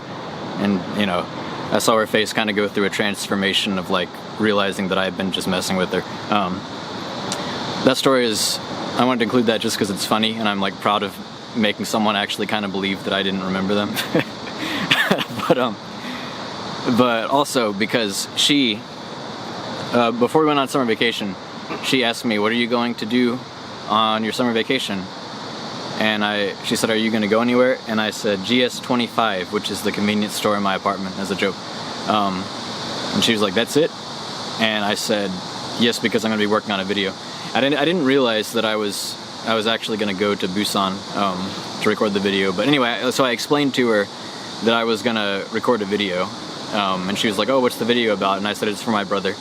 And she knew that my brother had died, so she was like, "Oh." And so then later on, I had to leave early that day to go help with orientation and for the new teachers in my program. And when I got to my classroom right before I left, there was a bag.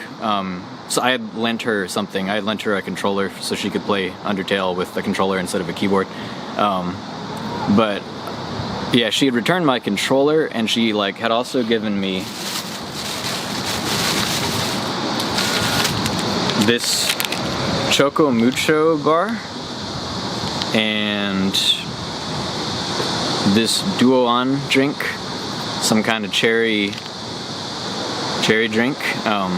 She'd given me these two things along with my controller back in the plastic bag, and she put a sticky note on it saying, and I'll show I have the sticky notes, I have the footage of that because I was really happy, but yeah, she put a note on it that said like, "Thank you, I hope you have a great and meaningful summer vacation," or something. And it was just a really nice gesture. And I wanted to include that because this is kind of the summer vacation episode, and it's relevant to my summer vacation. And I've always meant to eat this. Maybe it sounds a little bit obsessive, but like for episode 37 of this series, which was the 1-year anniversary of the series when I went hiking again with Bobby in the rain, we took a picture of this old guy for him, and he rewarded us with this Jayushigan chocolate. Jayushigan means free time. And I haven't eaten it yet because I wanted to like eat it on camera. So this might sound obsessive, but I want to eat relevant snacks that are relevant to the production of this series on camera. So anyway, yeah, my great co-teacher from back then, she was wonderful to teach with, and she was a super nice gesture that she, and I guess it was kind of her way of saying thank you for loaning her a controller, but yeah, she, it's nice when someone expresses care, and I hope you have a meaningful summer, like, and actually when I came back, the first time I saw her in the break room, like after just a couple days ago after my break had ended, she asked, like, first thing she asked me, she was like, did you finish your video? It's nice when people care. It's good to have people around, like, it's good to have a community, it's good to, anyway. So, I'm gonna eat that on camera, but first, before I do that, before it gets too much darker, is it's still twilight. I'm trying to capture the Twilight Town vibe, because Roxas, Twilight Town, summer vacation. Yeah, there's one more thing I wanted to say, and that's that I recorded that whole segment that you just watched the other day on the roof, not the roof, but like pretty high up on that hotel in Busan. And that was still relatively early in the trip. So after I recorded that, I had a dream that Jamison, just as I had talked about in that video, like what if he could come back? It's so unlikely, but what if he could? I had a dream that Jamison was back. And it's in the dream he hadn't ever actually died. It had just been a misunderstanding, like I've talked about as a kind of what if thing on this series before. But in my dream, that's kind of what had happened. Like he was back and he was alive, and I was happy to see him again. And he said that. So in one of the earlier episodes, I went to meet the family that he lived with in California, Carl and Dolores. And Carl recently celebrated his 80th birthday. Could be wrong, but I think it's his 80th birthday. And in my dream, Jamison said that Carl had just passed away. And of course, I was sad to hear that. But I was like really happy Jamison was back. And then the way, like with dreams, sometimes you kind of half wake up, but then you might wake up more, or you might drift back into sleep. And like when you're half awake, you kind of realize that like all of your thoughts and what you remember from the dream is muddled up with what you know of reality. And so you don't quite know, like you know that you might have dreamed some of that stuff, but you're not quite sure. And that's kind of what happened with me. So I wasn't fully awake yet. So I thought if Carl truly has passed away, that means that this dream might be true. Obviously I don't want him to have died, but I'm just honestly telling you what was going through my brain. Like I would have, it'd be cool if we were all mistaken about Jamison. He was actually okay, but I don't want someone to die. I don't want someone to have died.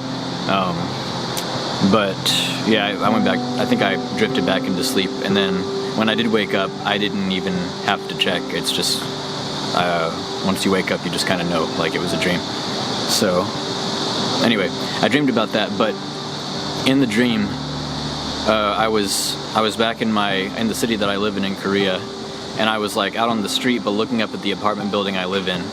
And I don't know how I knew this. Like Jamison was in the one of the top floors, like the floor that I live on. I live on the 19th floor. He was standing in like the kind of the hallway of that floor. And impossibly, the way the light from the sun was hitting the building, it was projecting his massive shadow behind the building. I don't know how that. It was a dream, but like. And I don't know how I knew it was him, but it's a dream, so so I texted him, or I called him or something, and like he was up there and I was on the street, and I was like, hey Jamison, I want to take a picture, or I want to take a video, I want to take a picture of this image I'm seeing of the building with your shadow massive behind it in the sky, because I want to use that as the thumbnail for my next episode of your tribute series, because you're back alive, and now my weird what-if dream of having you actually join me for one of these episodes can come true. And I want that to be the thumbnail of that episode, is your shadow behind the building. And so I was like, but you've moved out of position before I had a chance to take the picture. So I was like, move a little to the left, and I'm like on the phone with him telling him which way to move. And so like he was complying, and I was seeing his massive shadow move around in the sky. And then finally he I don't know, I guess he got it, I don't quite remember. I assume he got it set up the way I wanted. And I took the picture, I assume I took the picture. I don't really remember, I woke up. None of that stuff actually happened. But yeah, I wanted to share that dream. And so I had that dream in Busan after I recorded the stuff that you just watched earlier. And I was visiting Busan with my girlfriend, Jihi, and I told Jihi about the dream. And she said to me, like, she just listened to me tell it, like everything I just told you, and then she just responded, "Was it nice to see him again?" And that's how she said it. She said it in just like the sweetest little way, like, and it wasn't, there was no like heaviness to it. So I'm gonna have to explain what the way she asked that question, it was like she was framing it as if my having had that dream, because we already know he's dead and there's nothing to do about it, and there's no use even like lingering on that and being sad. She didn't say any of this, but like her tone of voice suggested that like the way I should interpret that dream is just I got a chance to see him again, just like it was just a gift. It was just a pleasant little thing, and it's like, was it nice to experience that pleasant little thing? And it was, yeah, the way she said that was really nice. It almost made me cry, kind of. And she said, "Was it nice to see him again?" And I said, "Yes."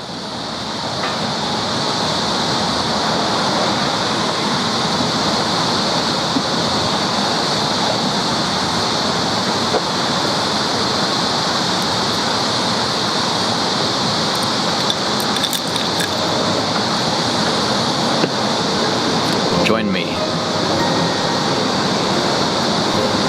Or don't. On camera? Yes. Should we turn it this way? Well, hi. Pull the chairs up here and whatever. I want to be surrounded with friends when I eat chocolate. Jordan Bagwell 2020. I don't think so. I only eat chocolate in company. Put that on your tombstone. Have to move this out of the way. I'm gonna sit on this. If I move this to the side here, then we can have another chair on the other side. Flimsy. I think I can do it. I don't know. What are you trying to imply about Michael, Bobby? Nothing. Just that thing's really flimsy. I don't want it to like. I don't want Michael to get hurt. Okay. I'm gonna call it. That fall will be good content for your video. Oh.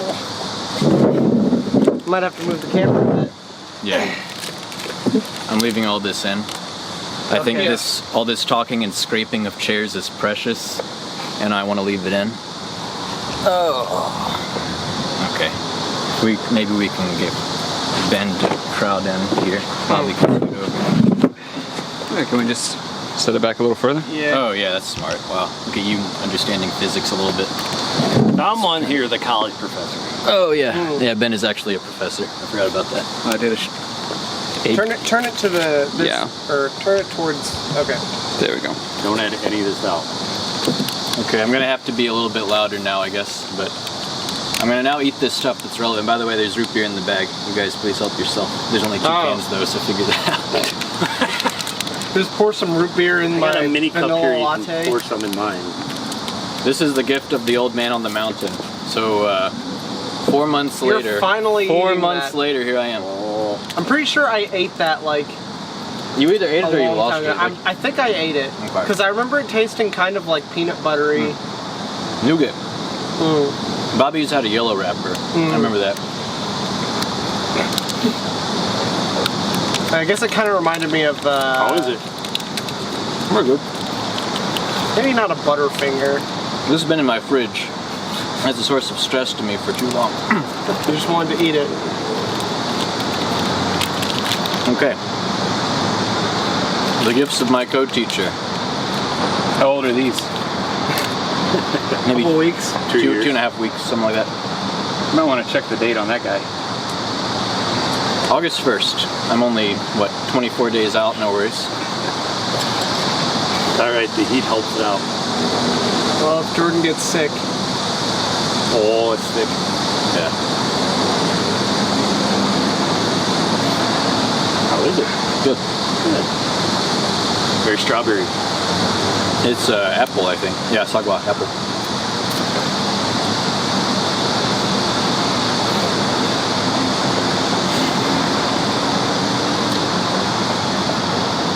I was just thinking if he was like, oh no, I think it's apple. It's like, oh, it's very clearly strawberry. That due date mattered.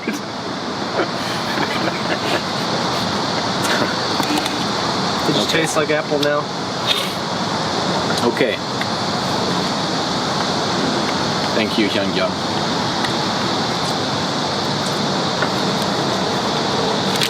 Also from her Choco Munch. Just watching Jordan eat. Yeah, we're just sitting around watching meat candy. I know. He's doing a snack unboxing video. What's this called? No, we need to have the ASMR? Yeah, we need to have the mic closer to his face. Oh. Uncomfortably You close. need to whisper things into the mic. Because you're like... No, just make noises just like that. That was perfect, Bobby. Well, Jordan, same question. How is it? This is pretty good. Is it like a protein bar? It's just a candy bar. Hey, it's from the Philippines. I just noticed that. Product of the Philippines. You can't read it, but she was in the Philippines is where she went. If you zoom in. She brought back snacks that she can probably only get in the Philippines. And she gave one to me. With a little nice note that said, I hope you have a wonderful and meaningful vacation, because she knew I was recording this video. Thank you. Thank you so much. I'm really glad I waited to eat this on camera. That's really special. Gave me one of your limited Philippine snacks. Then we go to GS and you find one. 2 for 1. Yeah. 901. Like, oh well. Still special candy. You find out she's got diabetes, she can't actually eat it, so she's just over here. Do you remember that rice cake thing that you gave me like a few weeks ago that you didn't like? Some teacher had given it to you in exchange for some other candy. And you were like, take these, I hate them. Oh, it's my co-teacher who was leaving gave it to me as a thank you for the root beer, I think. Yes. I found a giant bag of those. They're amazing. I love those things. Cool. Like, what are they? They're these little flavored rice cakes. They're like just a little, kind of like savory and just tiniest sweet. Huh. You can buy them in like a bag that's bigger than a child. I brought these root beers partly to share them with friends, but partly also to keep the chocolate, because these have been in the fridge forever. Put them in a plastic bag with the chocolate, keep the chocolate cool on the walk here through the muggy, humid summer weather. But now there's root beer here. Root beer. I got a couple root beer. I'm gonna pour some into my glass here. Hey, good idea. Jordan, I'm scared to get up. I don't know if this thing's gonna fall. You're scared to what? Grab my little cup. Sweet. Did I get some root beer on you? When it opened, it kind of splashed out. I don't think so. Nothing like a good cold beer of root. Since Between men. 1919. Would you like some root beer?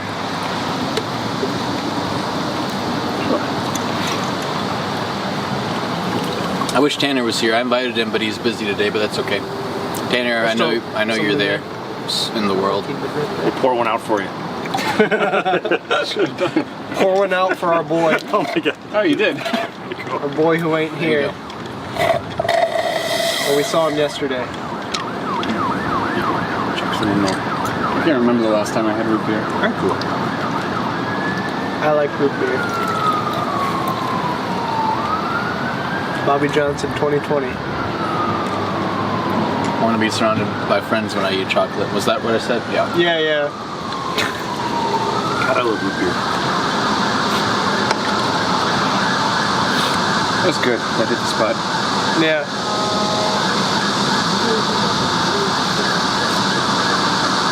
Cheers. So you remember Kingdom Hearts 2? Roxas, Xehanort, Pence, and Olette win the struggle, and then they have their trophy with the colored gems on crystals, it. yeah. Crystals, and they hold them up to the sun, in the setting sun. Okay. We hold up our glasses of root beer. My empty Paper glass. cup. The sun is already pretty much set, but there's some lights over there. There we go. It was that way too, wasn't it? Uh-huh. Yeah. Yeah, the sun's over there. Behind the mountain. Oh, it's all...